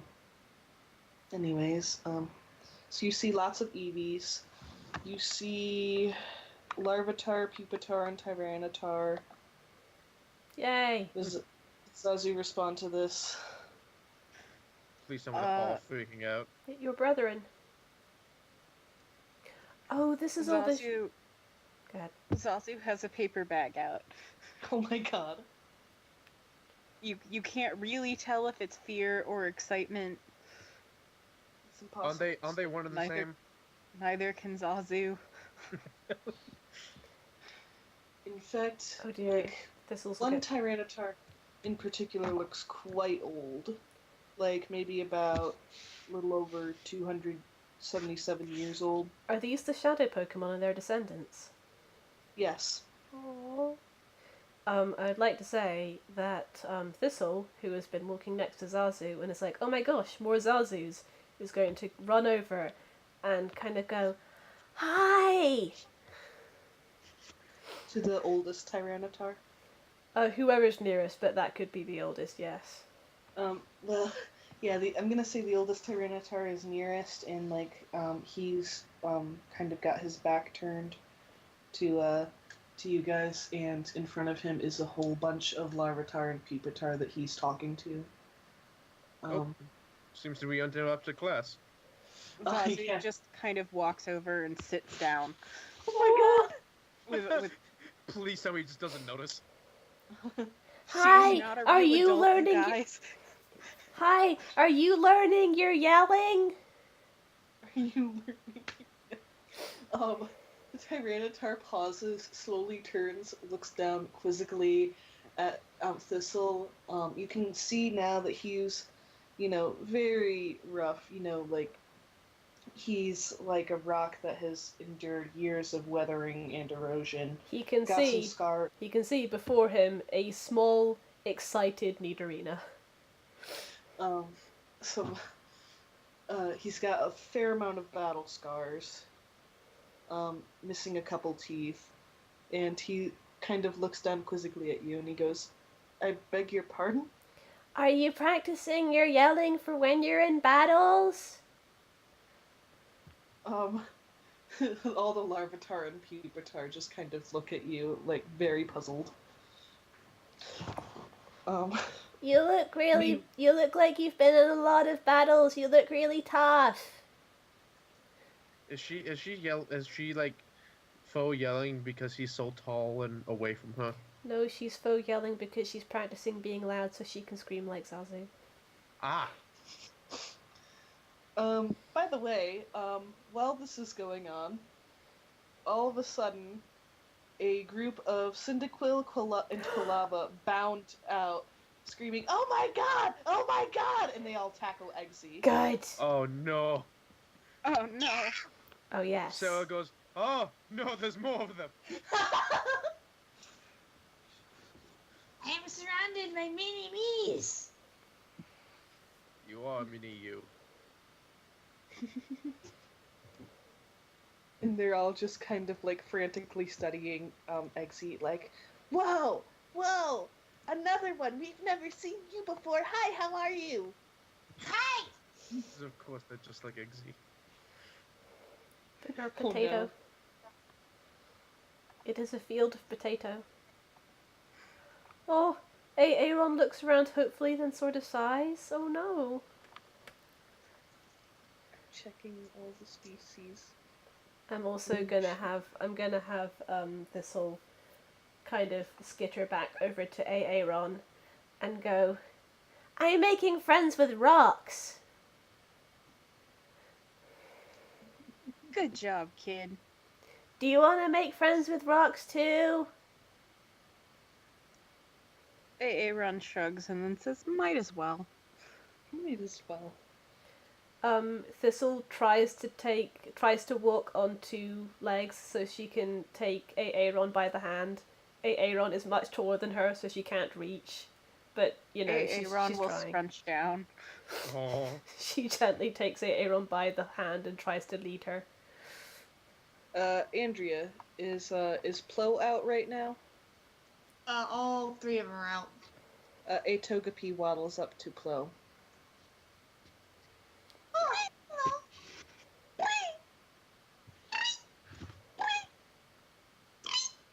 This could go on a while. What a stimulating conversation. And The fuck is that? actually, a Delcatty actually heads over to meet with Frilabeth. Frilabeth looks very excited. Hello. Well, hello. So, Where are you all from? Well, that's a fascinating question. You see, when a mommy Pokemon and a daddy Pokemon love each other very anyway. And then you get murdered with a shotgun. And then a scientist brings you back to life. When an NUR wants a piece of property really badly, and then a mad scientist wants to defy the laws of nature really badly. There's just a lot of people wanting to do a lot of stuff really badly. Honestly. I'm gonna say Gadion Port most recently. Well, that's neat. All these different conversations are going on with all these different Pokemon. Like, just to list off a few species, and like when I say the species, I don't just mean like just the species. I mean the whole evolutionary line. Like there's Makuhita, Chikorita, Cyndaquil, Totodile, Slugma, Hoothoot. Let's see, Mareep, Yay! Weeper, Electric Heap, you say? Electric Sheep, yes. Remoraid, Yanma, Quillfish, Meditite, Dunsparce, Swablu, Sudowoodo, Hitmonlee, Hitmontop, and Hitmonchan. Actually, you see a little, what looks like a little makeshift dojo somewhere, and like 3 of them are sparring. That's fine. Leddyba, Spinarak, Forretress, Shuckle. Yeah, you get the idea. Basically, if you go to the Pokemon Wiki and you look up a list of shadow Pokemon, every single species and its evolutionary line is there. Layla as a Pokemon researcher is just kind of in awe at the moment, and she's got her journal out and she is clearly twitching to start sketching. Spark, have you ever seen anything like this before? I haven't. Spark, by the way, is still just kind of standing very, very still. Are you okay? Yeah, I'm fine. You're being very still. I am still a lot of the time. That is not true. Yes, it is. She has to stay very still when she is a rock. Or True. box. I mean, sometimes you're still, and sometimes you're teleporting places, and running away real fast when I ask you what's wrong and you say nothing. She does not answer this. She just kind of sighs. Okay. I'll just be nearby. Actually, oh wait, there are Aeron there, and Aggron and Lairon. There are? Yes, because they weren't shadow Pokemon, but in the second game you actually can catch wild Pokemon. There aren't many, but there's a few, and Aeron is one of them. So wait, were they shadow Pokemon or not? They were not, but like they also happen to be in this area because they were also living and released in this area. So no Lucarias. Nope. Yeah, this was a 3rd gen game. I would like to say, by the way, that Layla has let all her Pokemon out at this point. So, they are all... who does she have with her? So I know that Sealy and Milo were back home, so she has... Your bugs are swarmed by bugs. Good. By Spinarak, Caterpie, Weedle, Paris, all of them. Sprig and Hodge are just, like, enthusiastically talking to all the fellow bugs. I see you are a bug. I, too, am a bug. Oh my gosh! There's a Pinsir. No, maybe not. Anyways, so yeah. Wait, question. Is Cypress just, like, surrounded by Eevees? Actually, yes. They're all these Eevees are looking up at Cypress like, I want to be you when I grow up. And how do I evolve into you? Oh. I would just like to. Abla's just floating around in two separate halves around two separate Pokemon. Did I say it's one of the legendaries? I'm gonna say it's one of the legendaries. Pip is hanging out with Sprig and Hodge and the other bug types as well. Right. And Thistle is hanging out with the rocks, and Socks has gone to go and talk to the Mareep. Oh my goodness. Zazu is also paying close attention to whatever is being lectured to the baby rocks. He's basically telling his story. Like, it's not a lecture, it's just like it's like, oh, Granddad's telling a story. So. Did I ever tell you the story of the time I turned evil? Actually, yeah, basically. Layla, Thistle is listening raptly in the hopes that she will learn some nugget of information about being loud. About screaming, yes. About screaming. So yeah, he's basically telling the story of what happened in the first Coliseum game, which was, yeah, the one with Wes. Yeah, it was the first time. So anyways. At some point, Thistle leans over to Zazu and stage whispers because, she can't whisper quietly anymore. Oh no. That sounds really scary. I should try and channel that for, being terrified. Oral history is an excellent resource for tips for survival. She nods. He actually points to Zazu and he goes, I see we have a new person today. Hello. Hello, I'm Zazu. You're so old, you must have survived so many things. Teach me your secrets. Oh my god. Oh my god. It hurts me. It physically hurts me. I love her. Okay. I'm okay. So, he just blinks a little bit. And he just says, there's not really any secrets to it. You just really live your life. You're not sure how, but Thistle has obtained a scrap of paper and a pencil and is trying to take notes. It's all scribbles because she doesn't actually know how to write. Yeah, basically. Does this blow Zazu's mind?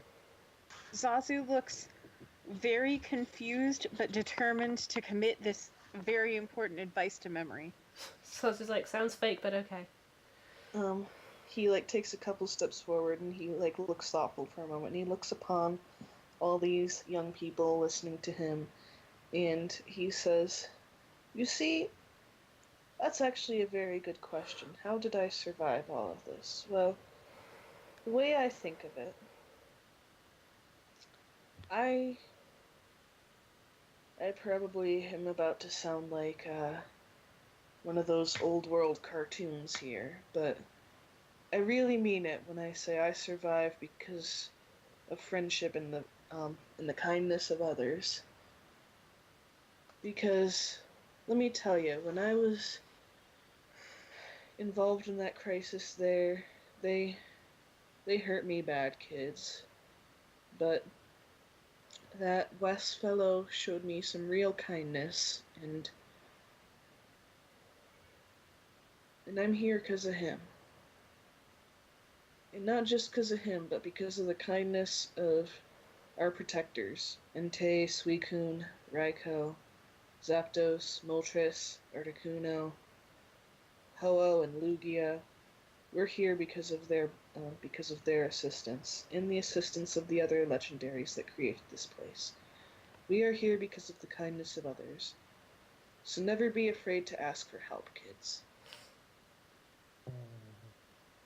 Thistle looks very serious and then puts down her little scrap of paper and reaches up to hold Zazu's hand and goes, I'm harnessing the power of friendship. I think I've seen this Saturday morning cartoon. She missed the point of the lecture. She missed the point. She is trying to do a friend. Oh my god. Does Zazu respond to this? She just kind of clings onto the hand very tight. It's like, Thistle is not 100% sure how friendship works, but she's pretty sure hand-holding is involved. Only pretty sure. Oh my 90%. god. It's painful. It's physically painful. I think she's been spending too much time around Hodge. A little bit. Right, meanwhile, the legendary beasts are leading you to a cave that, actually, there are a couple of caves, and this one does not appear to have any Pokemon living in it. I say appear to, like, as you're walking in, you don't see a million Zubats flying around. Oh, there are. Oh, good. they're Immediately there. swarmed by Zubats. Yes. Ah! Jolene takes 5 steps into the cave, turns back around, and upon exiting, still free of Zubats, says, "There is literally nothing living in that cave. There is no bacteria in that cave." Oh my god. Well, there is one thing living in this cave. Is it Lugia? Yeah. Entei, Suicune, and Raikou kind of stop at the mouth of the cave, and they say, Lugia's in there. You might want to speak to them. Is it okay to just go in? Yes, but make sure you make your presence known. You don't want to startle them. Okay. Oh god, laser beam.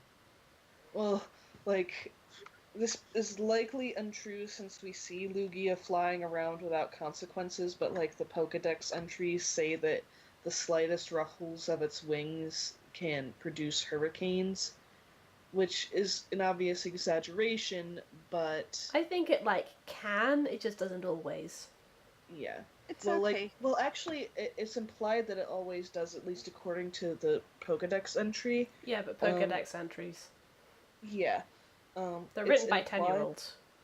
Yeah, honestly. Professor Oak sends out a bunch of 11-year-olds to collect data on Pokemon, and this is what he gets.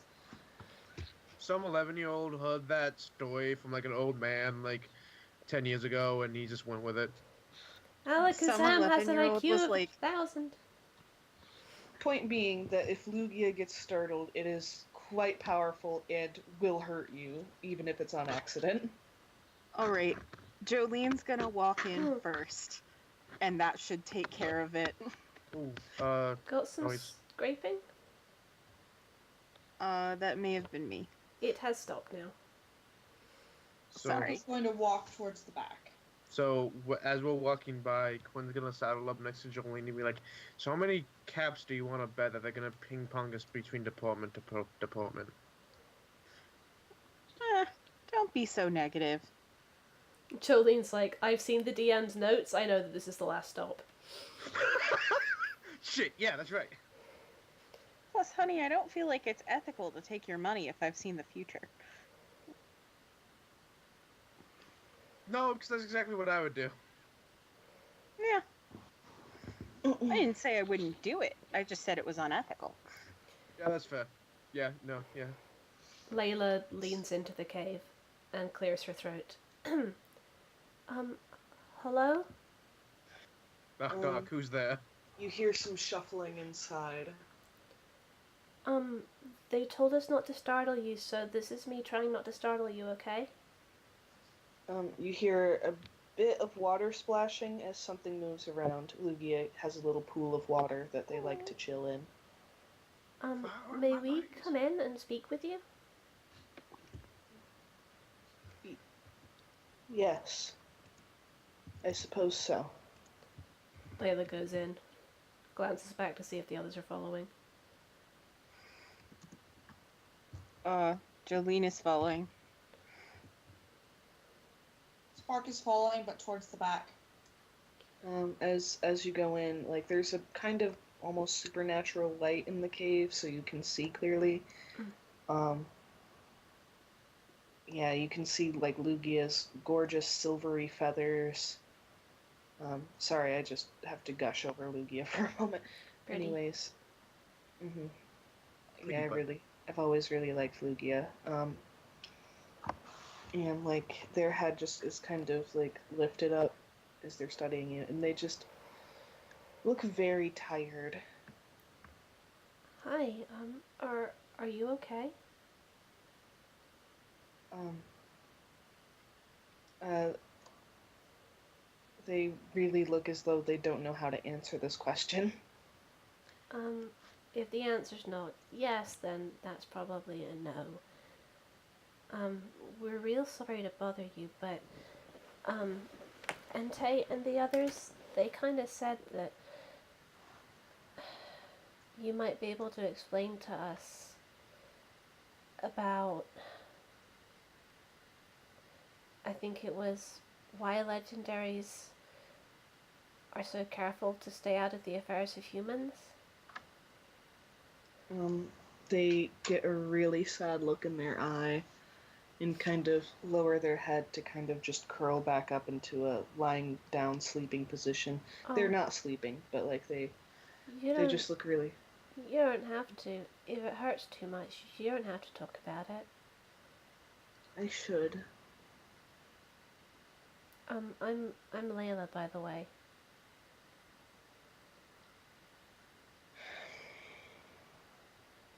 You see,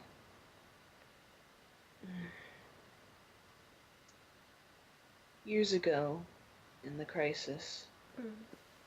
I wasn't the only legendary Pokemon that was captured. But the others. Here's the fucked up part. Our friend Piper said that they made you a shadow Pokemon in a different way, a way that was supposed to be incurable. It was terrible.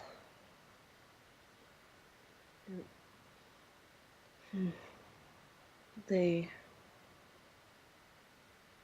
once they did, they were able to control me, and they they used me to kill a lot of people. That's that's terrible. I'm so sorry. The others, Entei, Raiko, Suicune, the others, they all hurt humans, but They didn't kill anyone. not the way I did. Do you want a hug? They slowly raise their head and just kind of lean forward towards you. Layla takes that as a yes and very, very gently gives them a hug. Um, You know it's not your fault, right? it's hard to feel that way because I suppose the reason that Entei and the others asked you to come see me, they also assure me that it's not my fault, but it's hard to feel that way when every day I wonder if there's something I could have done differently to avoid capture, to escape. Fuck that. Lugia, I think lots of people feel that way when bad things happen. Lots of people think they should have done something different, but there was no way they could have known. I know that doesn't make it easier to cope with, but you're not alone. So, why was it again that they asked you to speak with me?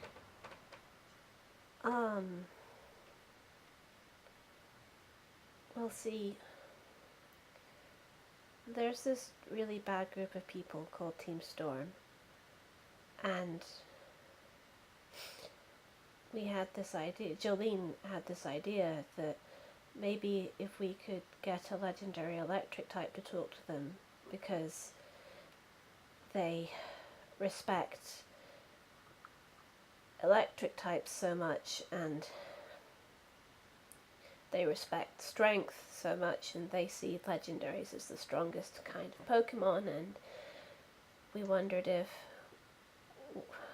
in a few days when they come to attack this city that we want to protect, if a legendary electric type could tell them not to, we know not all of them would listen, but maybe some of them would, and maybe we could save lives that way.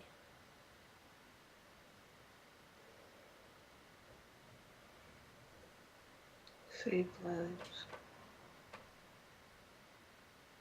But I know there's this policy about not getting involved, and I get it, and I know being captured and used for evil is a risk, and I guess maybe that's why they wanted us to speak to you. Yes. We don't want anyone to get captured. We don't want anyone to be forced into doing stuff they don't want to do. We don't. I haven't seen humans in years. Oh man, we're the first humans you've seen in years? I'm sorry. Yeah, we don't look like much. Sorry. That's rough, man. Sorry, man. Oh Like, if my I'd known, I would have gotten dressed up. Jolene looks Lucia dead in the eye and says with a completely straight face, "Oh, they all look like me now." No, I know that Clearly, that's we not have people true. right next to us.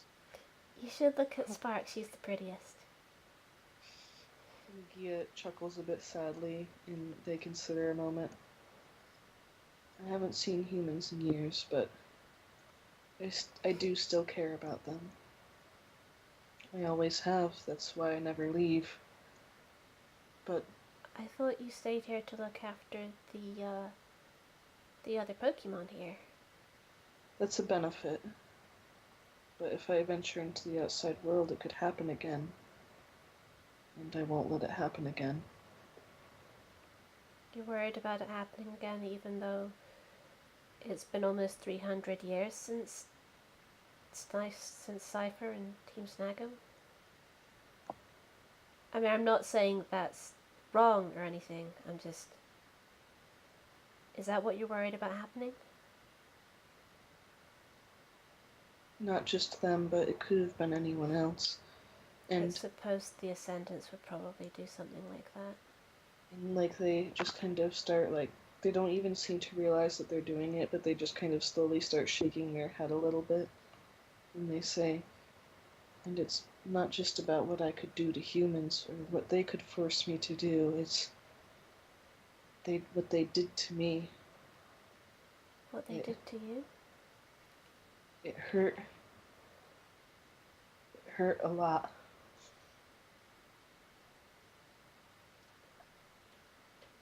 Yeah, out of character, like I said, the Pokemon that became Shadow Pokemon were tortured into it, so... That was a really evil thing for them to do, and I'm really sorry it happened to you. But you say that we could...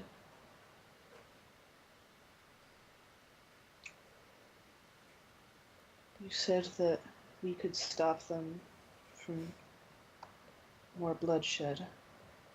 If they went, could risk capture and hurting others, but if we stay, people will be hurt anyways. It's a risk, I'm not gonna lie about that.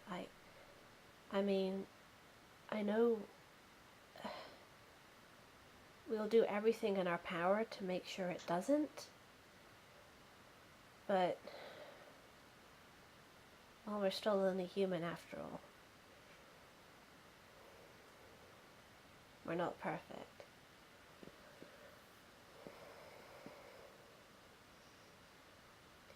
I guess it's just... Gation Port is under our protection, and so is anyone who is going to help protect it with us. And whether or not you guys help, we are gonna stop Team Storm. Like, we're not giving up until they're ended. And the bad ones are gone, and the ones who still have hope left for them are free. And I guess it's just, we're going to make that happen, but we might be able to make it happen with less people getting hurt if we had help. There was an old Tyranitar outside who I heard saying it's okay to ask for help. Lugia is silent for a long moment. I tell the others that I believe they should help you. Layla blinks. Huh. Thank you. Is there anything we can do to repay you? Just ensure that this doesn't happen to...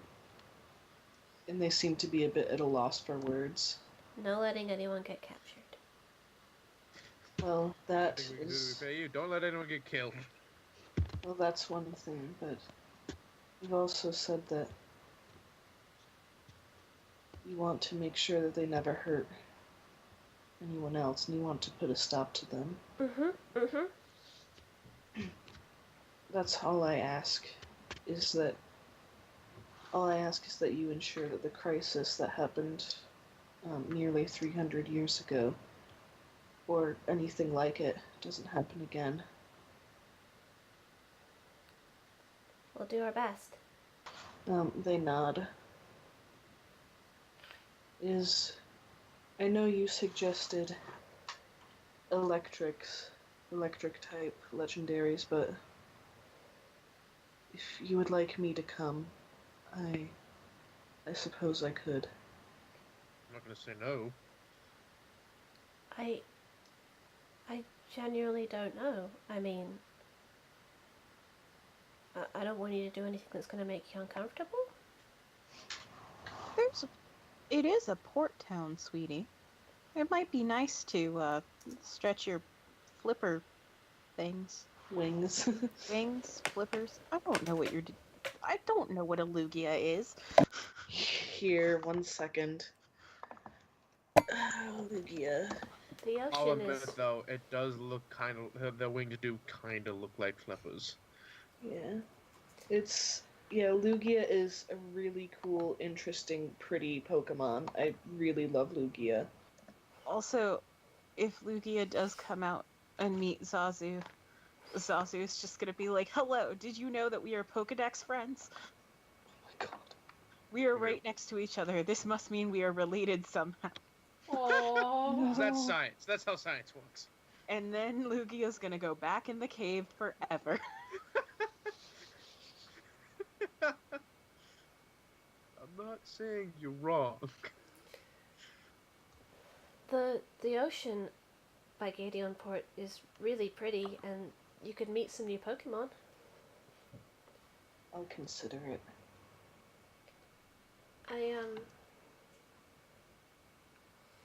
She kind of looks shiftily at the others and then back, and she kind of lowers her voice and says, there was a time where one of my moms was she was going through some stuff, and it wasn't anything as like what you were going through. You know, everyone's stuff is different, but she was blaming herself for a lot of things, and she wasn't doing so hot, and my mom tried to make sure that every so often she got out of the house.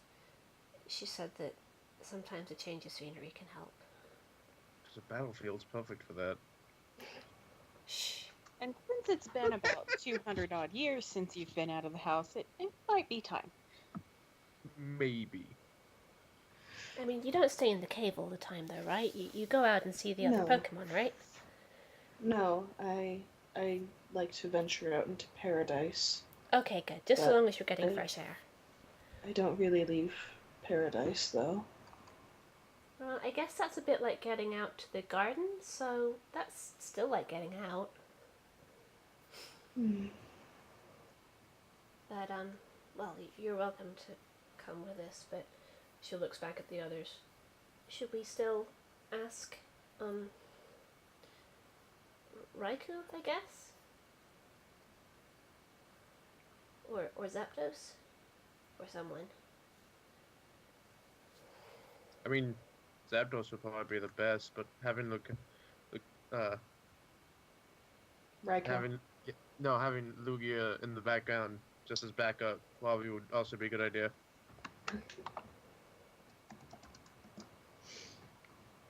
On Lugia could literally sink all of the boats. Yeah, just wee. Yeah, on a semi-related note, Lugia, in spite of being a psychic flying type, it's actually not a water type. But in spite of that, it's known as the guardian of the seas. Yeah. So, just saying. Too bad Pokemon can't be 3 types. Layla is going to, if they will let her, she is going to very gently pat Lugia and then head out of the cave. Alright. Abra is going to float around, does his orbit thing around Lugia, and just before they leave, lick. Lugia blinks and licks back. Oh! His, he has slanted eyes, but you just get the sense that he's like, and just snuggles up to Lugia. I was like, oh my gosh, you licked back! You lick me, you lick. That's how he shows affection, and no one ever does it back. Lugia nuzzles. Oh, made a friend. I think I lost the Pokemon here, guys. Shaped like a friend. Alright, so you head out. Where do you head next? Layla is going to, kind of stay close to the others, but look around and see if she can see any legendaries. Raikou, Suicune, and Entei are still waiting outside, and the 3 birds and Toho are still flying up in the sky. And Layla kind of taps her fingers together and is like, so, who wants to tell them? You've been drafted. What? I'm kidding. It's not like that. It's Lugia kinda agrees that Suggested, gave permission, rendered a recommendation. For? helping us. They all kind of look bewildered. You and can ask them yourselves if you don't believe us. They even said they'd come. They all just kind of glance around, just looking very confused and bewildered. I thought you said this would work. And Raikou, well, actually, no. Sorry, I misspoke. Entei says, but, they don't want anyone to get hurt. That's exactly what we're worried about. That's exactly why we stay here. They don't want the people who are already out there to get hurt. Hannah says the Pokemon whispering to each other, those humans got Lugia drunk. By the way, actually there are a bunch of Pokemon of the sanctuary just kind of peeking out at you, looking like, ooh, what's going on? I don't understand how badly Layla just wants looking to around. Also, I forgot to mention, you actually do see a few Ditto blooping about here and there. Cut! They were not Shadow Pokemon, but they just kind of migrated. Or to were the they? area. How could you tell? Oh my god, They, Polly. But there are a lot of Pokemon here, and they're very friendly Pokemon, and the Dittos are kind of sluts, let's face it. They are also friendly. The Dittos were just kind of like, hi, I heard a few of you are able to reproduce. We can help with that if you'd like some children. Basically how 9 Parade works. They do let in Pokemon from the outside sometimes, if they're deemed worthy.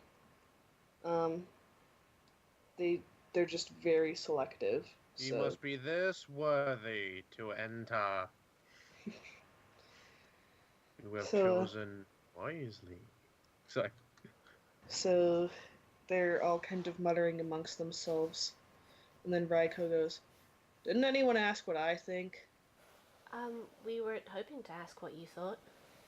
We did ask what you thought, and you sent us to Lugia. Well, Raiko hadn't really spoken that much. Entei sent you to Lugia, but wait, hold on. Your bureaucratic unit sent us to Lugia. Technicalities. Raiko looks over at you and they go, "Yeah, I mean, you all asked me, and I appreciate that, but these guys, they keep going on about about all the risks, and I think Lugia's right. I think we should help the humans." Layla's face lights up. You are such a good dog. I mean, she claps a hand over her mouth. What happens when you give the legendary beasts shin scritchers? Like Let's thumps, find out. obviously. Leg thumps that shatter the world. Oh my god. Raiko says, "I think Lugia is right, because we say that we're staying away from the humans to protect ourselves. Not just ourselves, but them too. But it seems to me that right now staying away is what's hurting them. We should help them." Layla is looking up at them with big round eyes shining with happy tears. She has her hand clapped over her mouth because if she doesn't, she will call him a good boy again. No. Them, sorry. It's them, but they're good boys. Call them a good dog. They are good boys. Being a good boy is not limited to one gender. That's true. We are all in our hearts good boys. All dogs are. And then Entei just get kind of silent for a moment, sighs heavily, and says, "I suppose it's your decision, but know that I don't approve." You Right. don't ever approve of anything. Raiko just kind of looks at them and shrugs, and Entei is just kind of like, and slowly wanders off. Meanwhile, Jolene kind of looks at the group of three of them and says, "Well, I'm not sure if this is a majority rules thing or what, but I just thought I'd throw it out there that humans have cookies."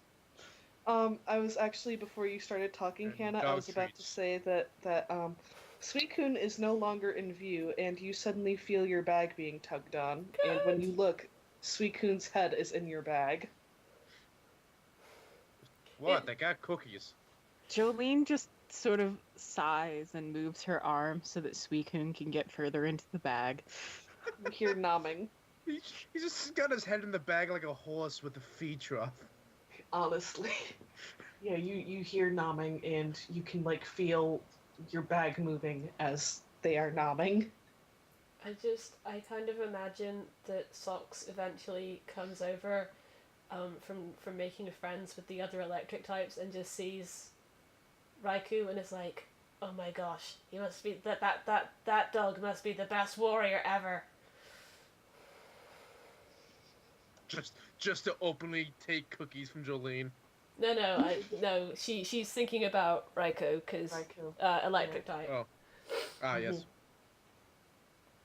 And also Raikou, I think, is the most cat-like of the three, so kind of looks Yeah. like a saber-tooth. Yeah, it That's has true, the saber actually. tooth and the cat cheeks. Yeah, I forget they're not really dogs, but I still think they are. That's why Yeah, I believe that's why they're called beasts. Yeah, I used to call them the legendary dogs, but yeah, I think legendary beast is actually correct. Yeah, no, that's fair, but Layla's still gonna call them good dog. Yeah, They are good Suicune dogs. is the most dog-like, Raikou is the most cat-like, and Entei is The Entei. most fucking majestic. And he's kind of Honestly. fox-like. It's kind of a. I always thought of it as a combination between them. It's like, can Socks just be like, oh, just kind of staring at Raiko.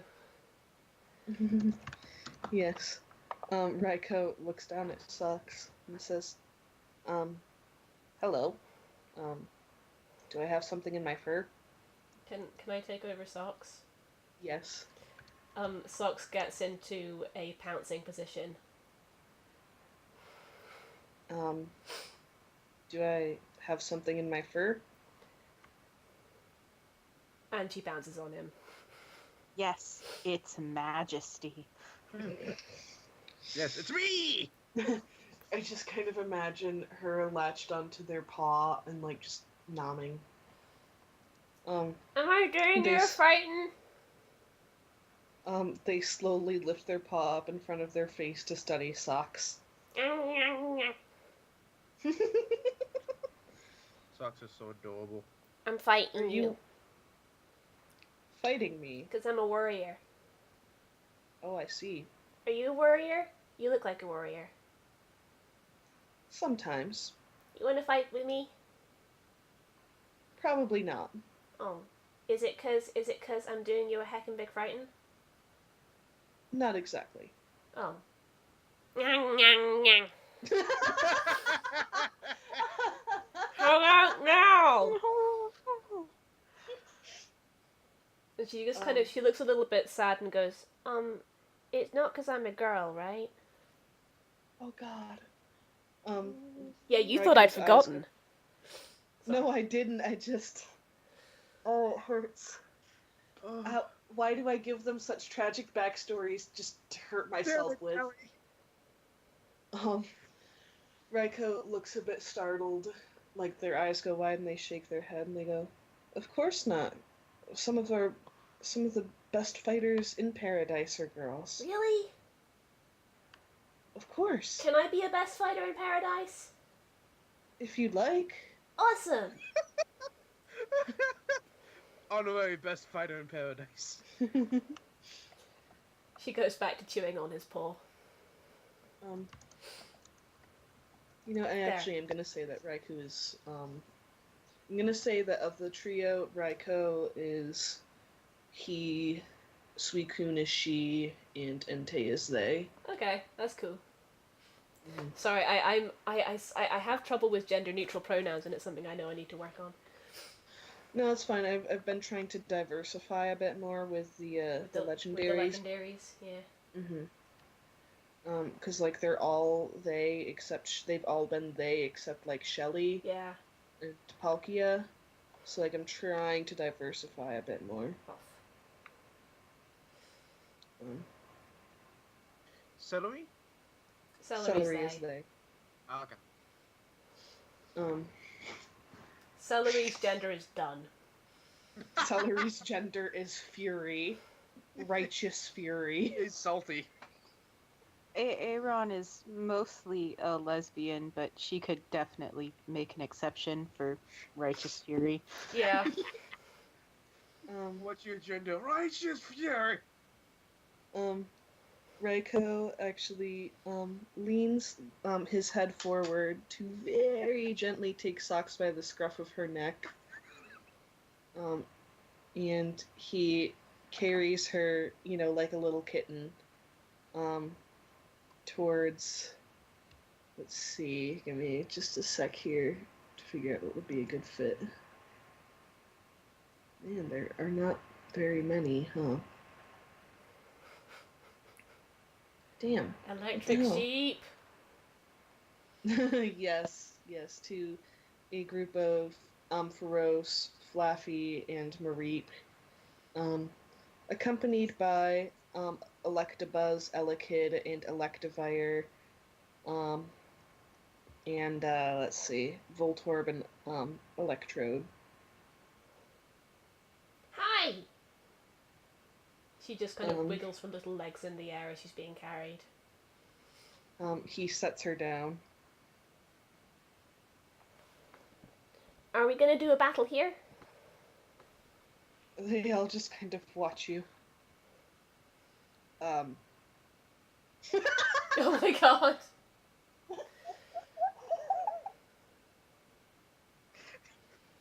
What do you identify as? Incoherent screaming. You may have me giggling in the background because I couldn't type this one straight. Aaron kind of taps on Raiku's shoulder. Mm, There are no rock legendaries, are there? not here, unfortunately. Oh, I forgot. By the way, among the other electric types is, a few Magnemite and Magneton and Magnezone. Awesome. I just have this image of them spending all their time like wheeling around and accidentally getting stuck to one another. That's how evolutions happen for Magnemite. Oh, and Electric and Manectrix. Sweet. Sox is ready to fight all of them in a friendly way. All of them at the same time. All of them at the same time because she is a great warrior.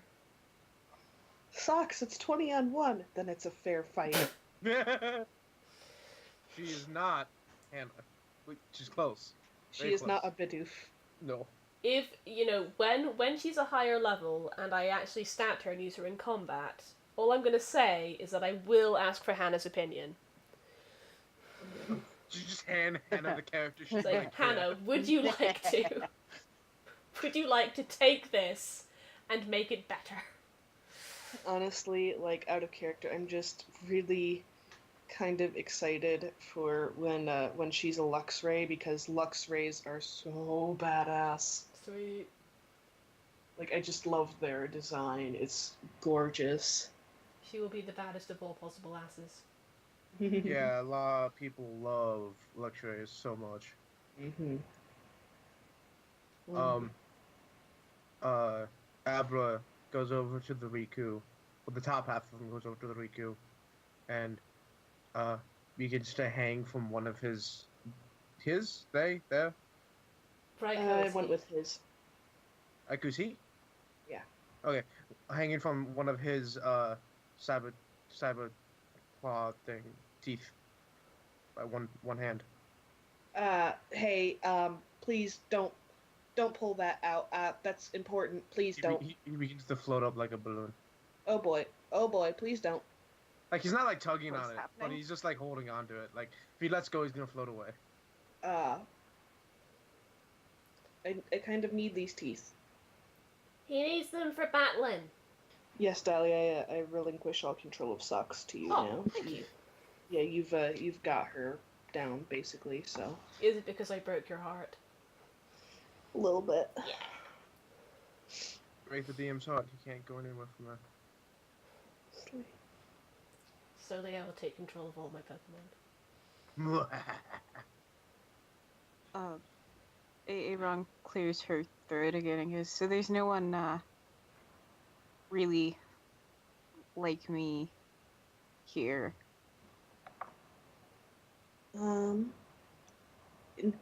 You meant in terms of just legendaries, didn't you? Well, anyone. I've never met another Another Aggron? yeah, that. Oh, he leans down. Socks, are you okay here? No, wait, he didn't know her name. Little one, are you okay here? My name sucks. Socks, are you all right here? Uh-huh, I'm gonna fight. All right. He just accepts it. This is fine. He's just like, She and is he now looks she is at- now latched onto an Ampharos. He looks at all the electric Pokemon that are watching her, really confused. He looks at them and just kind of mouths, "Be gentle." Oh, they'll learn. And they're just he mouths, "Go easy on her," because she's a itty bitty little fluffy baby. She is still a low level.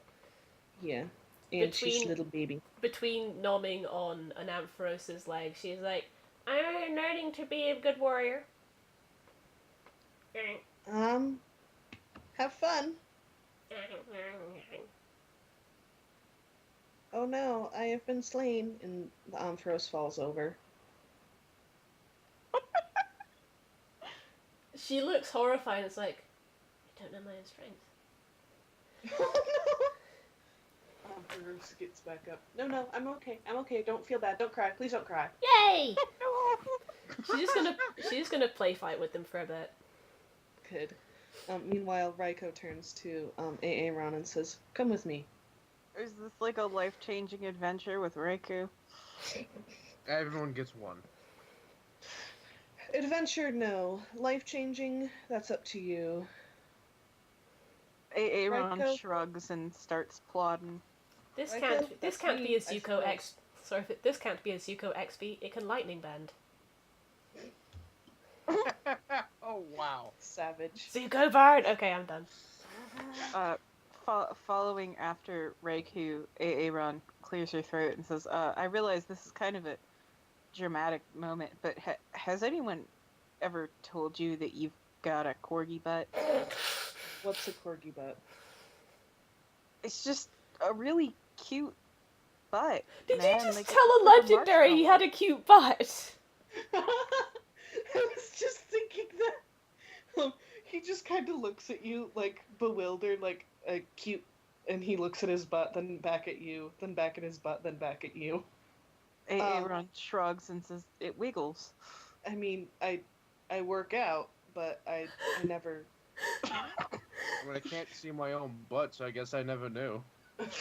I'm just gonna ship Aaron with all the legendaries. That's just what I'm gonna do. Please tell me he now starts strutting. Oh A little bit. Oh no! He just looks very pleased. And I have he a cute takes butt. you towards a very rocky area. Like, there's a little cave, and he's taking you towards a rocky area, and he, like, whistles, and he goes, you have a visitor if you'd like to meet her. And a bunch of Aaron, Laron, and Agron pop their heads out to, like, see who it is from behind various rocks and from inside the cave. Boink, boink, boink, boink, boink, boink, boink. Sorry, I imagine that's the noise that the Aarons make as they just appear. The tiniest clanks as they gallop down the mountain. A little bit, like, yeah, you hear clank, clank, clank, clank, clank, clank, clank, clank, clank, as they all approach. Clink, clink, clink, clink, clink, clink, clank. And then tackle her clong.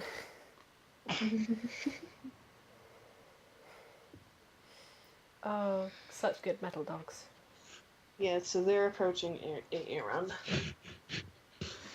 Aaron just looks like stunned and slightly broken and kind of looks back at Raiko and was like, I thought you were gonna take me to see like one other guy. This is like species?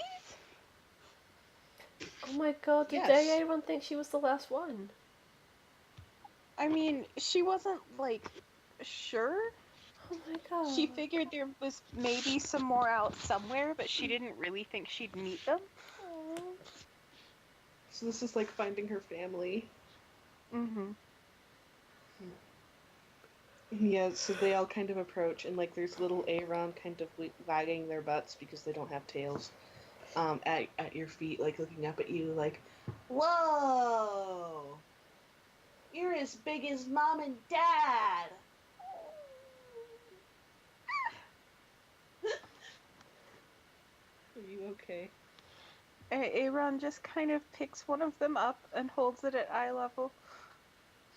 It's like, Wiggling their little stubby legs. Hello, are you my new aunt?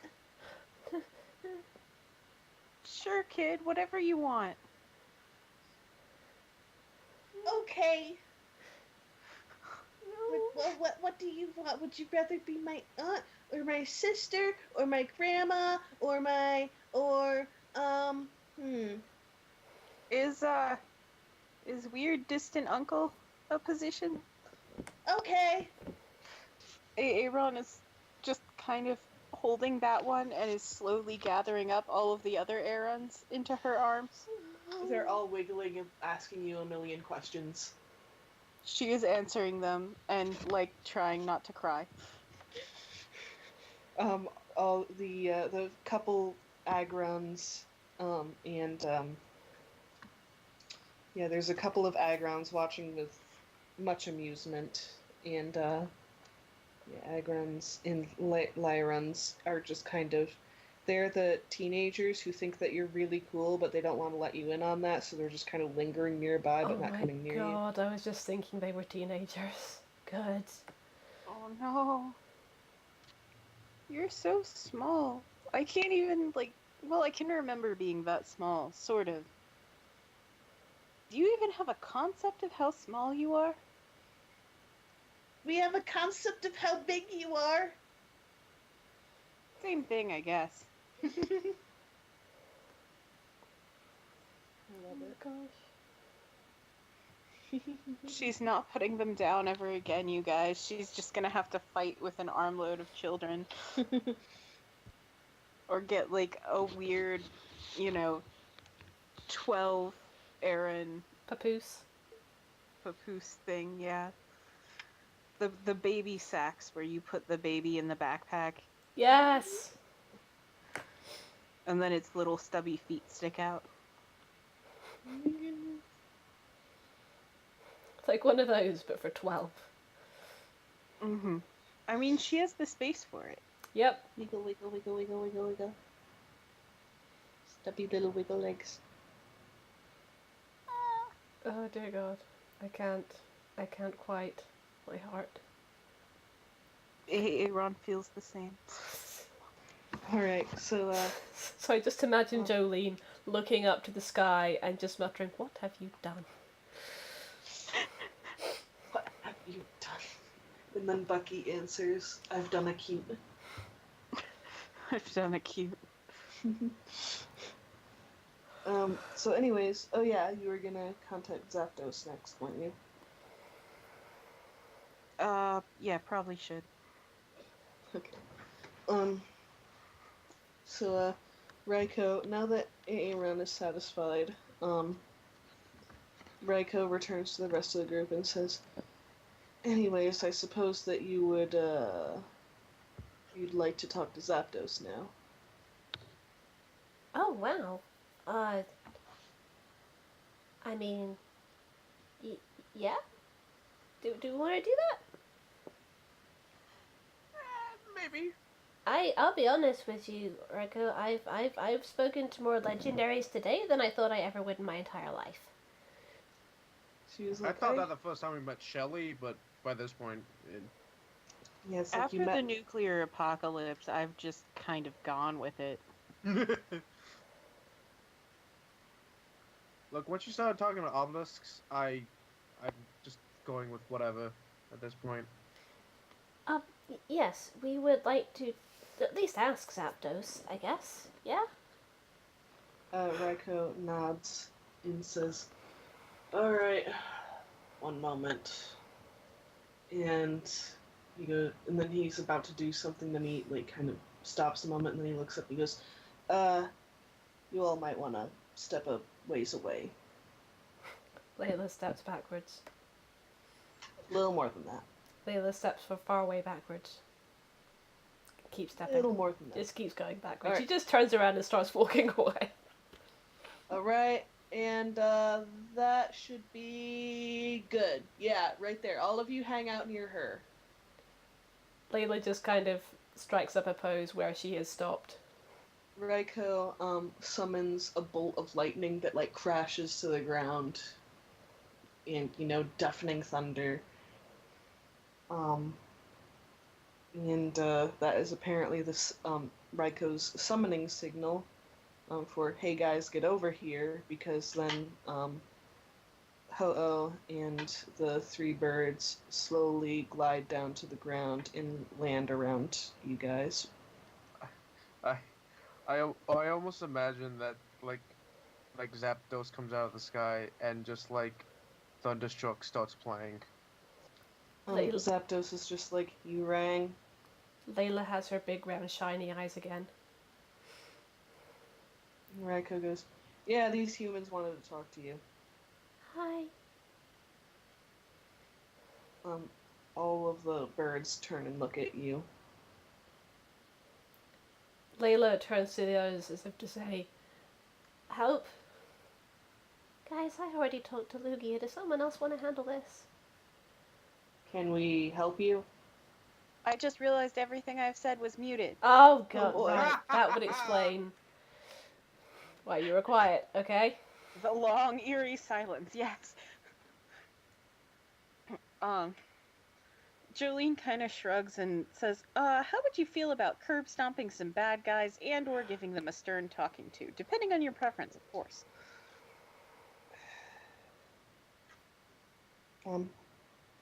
Ho-Oh looks a bit uncomfortable, and they say, we discussed this. We remember I told you all this is not why we're all reluctant. I mean, yes. And then we discussed it with Entei, who sent us to Lugia, and then Lugia said we should do it. And sent us to you. And sent us back to you. Lugia It's said, been kind of a bureaucratic nightmare, honestly. Yeah, for real. Good thing you didn't take that bet. Hey, we got permission at Lugia. I technically won. Well, still got jumped around like 3 different times. Lugia said, and this is Zapdos talking. Lugia said that we should help you. Yes, specifically. Yes. I mean, ask him. Right. Maybe it look like we're lying. And we've only bribed one of you, and it wasn't them. We've only bribed one of you. I believe the person bribed didn't have any say in the conversation whatsoever, actually. Yeah, their mouth was full. Look, we got a bunch of assholes who worship you as a pseudo deity, so you can just like show up, tell them that you're disappointed in their life decisions, and then you can go home. Oh, what the hell. Yes.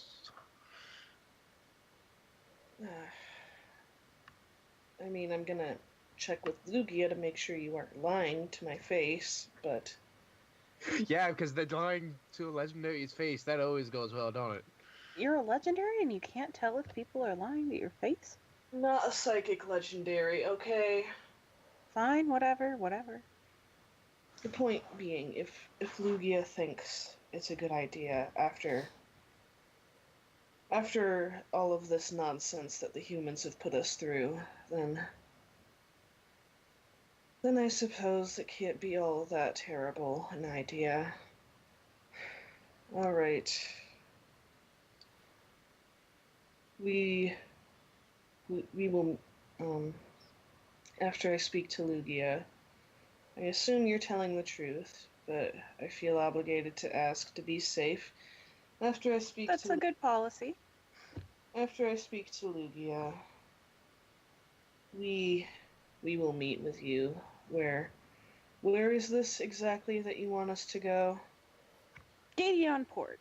She holds out a map. Right, we will meet you there. Right, Raiko? Yep. Sweet, thanks guys. I'll make you cookies. She makes really good cookies. Suicune can probably tell you. We'll also murder bomb to death anyone who attempts to capture you. Just imagine Suicune's like, It's just got a mouthful of like cookie, just. The ocean freezes over. Everyone dies because Suicune was like, yeah, if I kill them, they'll give me cookie. The whole ocean just gone. So about those cookies. Actually, you kind of feel your bag being rustled again. And this time when you look, Articuno's head is in it. Yes! Ice types love cookies. What is it with you ice types? Oh no, wait, Suicune's water, sorry. Yeah. What's it with the blue legendaries? Oh my god, they're blue like the Cookie Monster! Oh my god! I didn't even think about that! Bucky, you madman!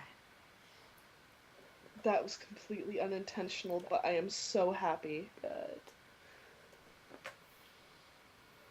Jolene just sort of sighs and pulls out the sealed Tupperware from the bottom that the other one, I've mixed them up already, hadn't been able to open with its mouth. I have pancakes. No? Oh, yeah. Right, we'll do it, but not for the cookies. No, the cookies are a bonus. Alright. Quinn offers a pancake to Zapdos. Zapdos reluctantly eats. Alright. Stay as long as you'd like. I mean, of course, you want to be ready for the battle, though. Does anyone actually know where we parked our helicopter? Did we park our helicopter, or did everyone jump out of it?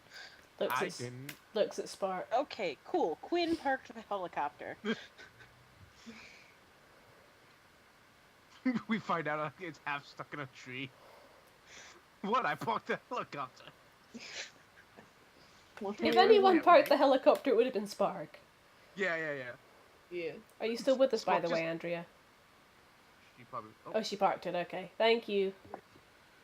So yeah, they tell you can stay as long as you'd like, but they assume that you're gonna want to go soon to make sure you're there in time for the battle. Yeah. So I'm guessing your Pokemon do a bit more hanging out with all these cool new friends. Sarah doesn't have anyone to hang out with. Sure, she does. I mean, there aren't exactly any of the, Pokemon that are what Layla's Pokemon are, but they're hanging out. If Sarah has been all alone, Frilibeth has dragged her over to catch up with the other Skitties and Delcatties. Good. She's kind of a cat. It counts. She's a cat on the inside. Yeah, she doesn't give a shit, so yes. Yes, she is. Alright. So, anything else you want to do before you all take off? I don't. think that's Layla is going to shyly ask some Pokemon if she can sketch them. Aaron comes bursting out of the trees, grabs Jolene by the arm, and says, "I need you to make some sweaters." Oh no. And is she still holding the Aaron in her arms? Several of them. She's sort of been trailing them. Yeah, a bunch of little Aaron come trotting after her. One is So you hear clanking following her as they are still asking her a million questions. Please tell me that at least one is latched onto her tail. Yes, one is actually with its mouth, it's just kind of and that's how they're holding on. It's a kindred spirit of socks. Yeah. Aaron has had her tail very carefully lifted just above ground level, so that she doesn't bump along the ground.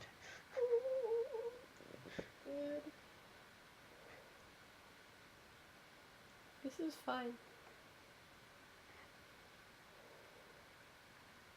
Perfectly fine.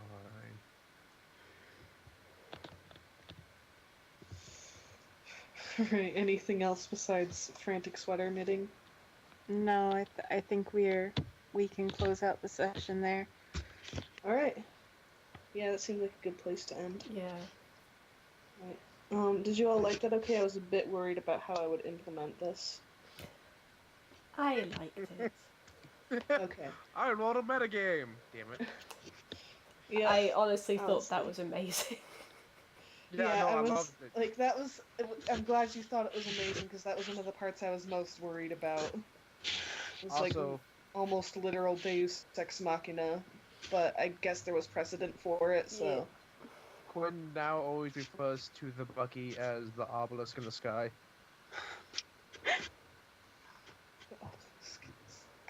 It makes as much sense as anything else. Like Jolene's obviously talking to something and gaining magic information from some magic bullshit source, and the only thing he knows is, we leave before the obelisk shows up. So, it's the obelisk. She's talking to her obelisk. She keeps looking up at the sky when she does so. So there's an obelisk in the sky she's talking to. Man, he's just like he doesn't care anymore. Okay. I'm still streaming, so I need Oh to. yes, sorry. Um, Thank you for streaming. Yes, thank you for streaming, Doug. oh, Thank you, everyone. You're welcome. Thank you, everyone, for joining us. Take care, and good night.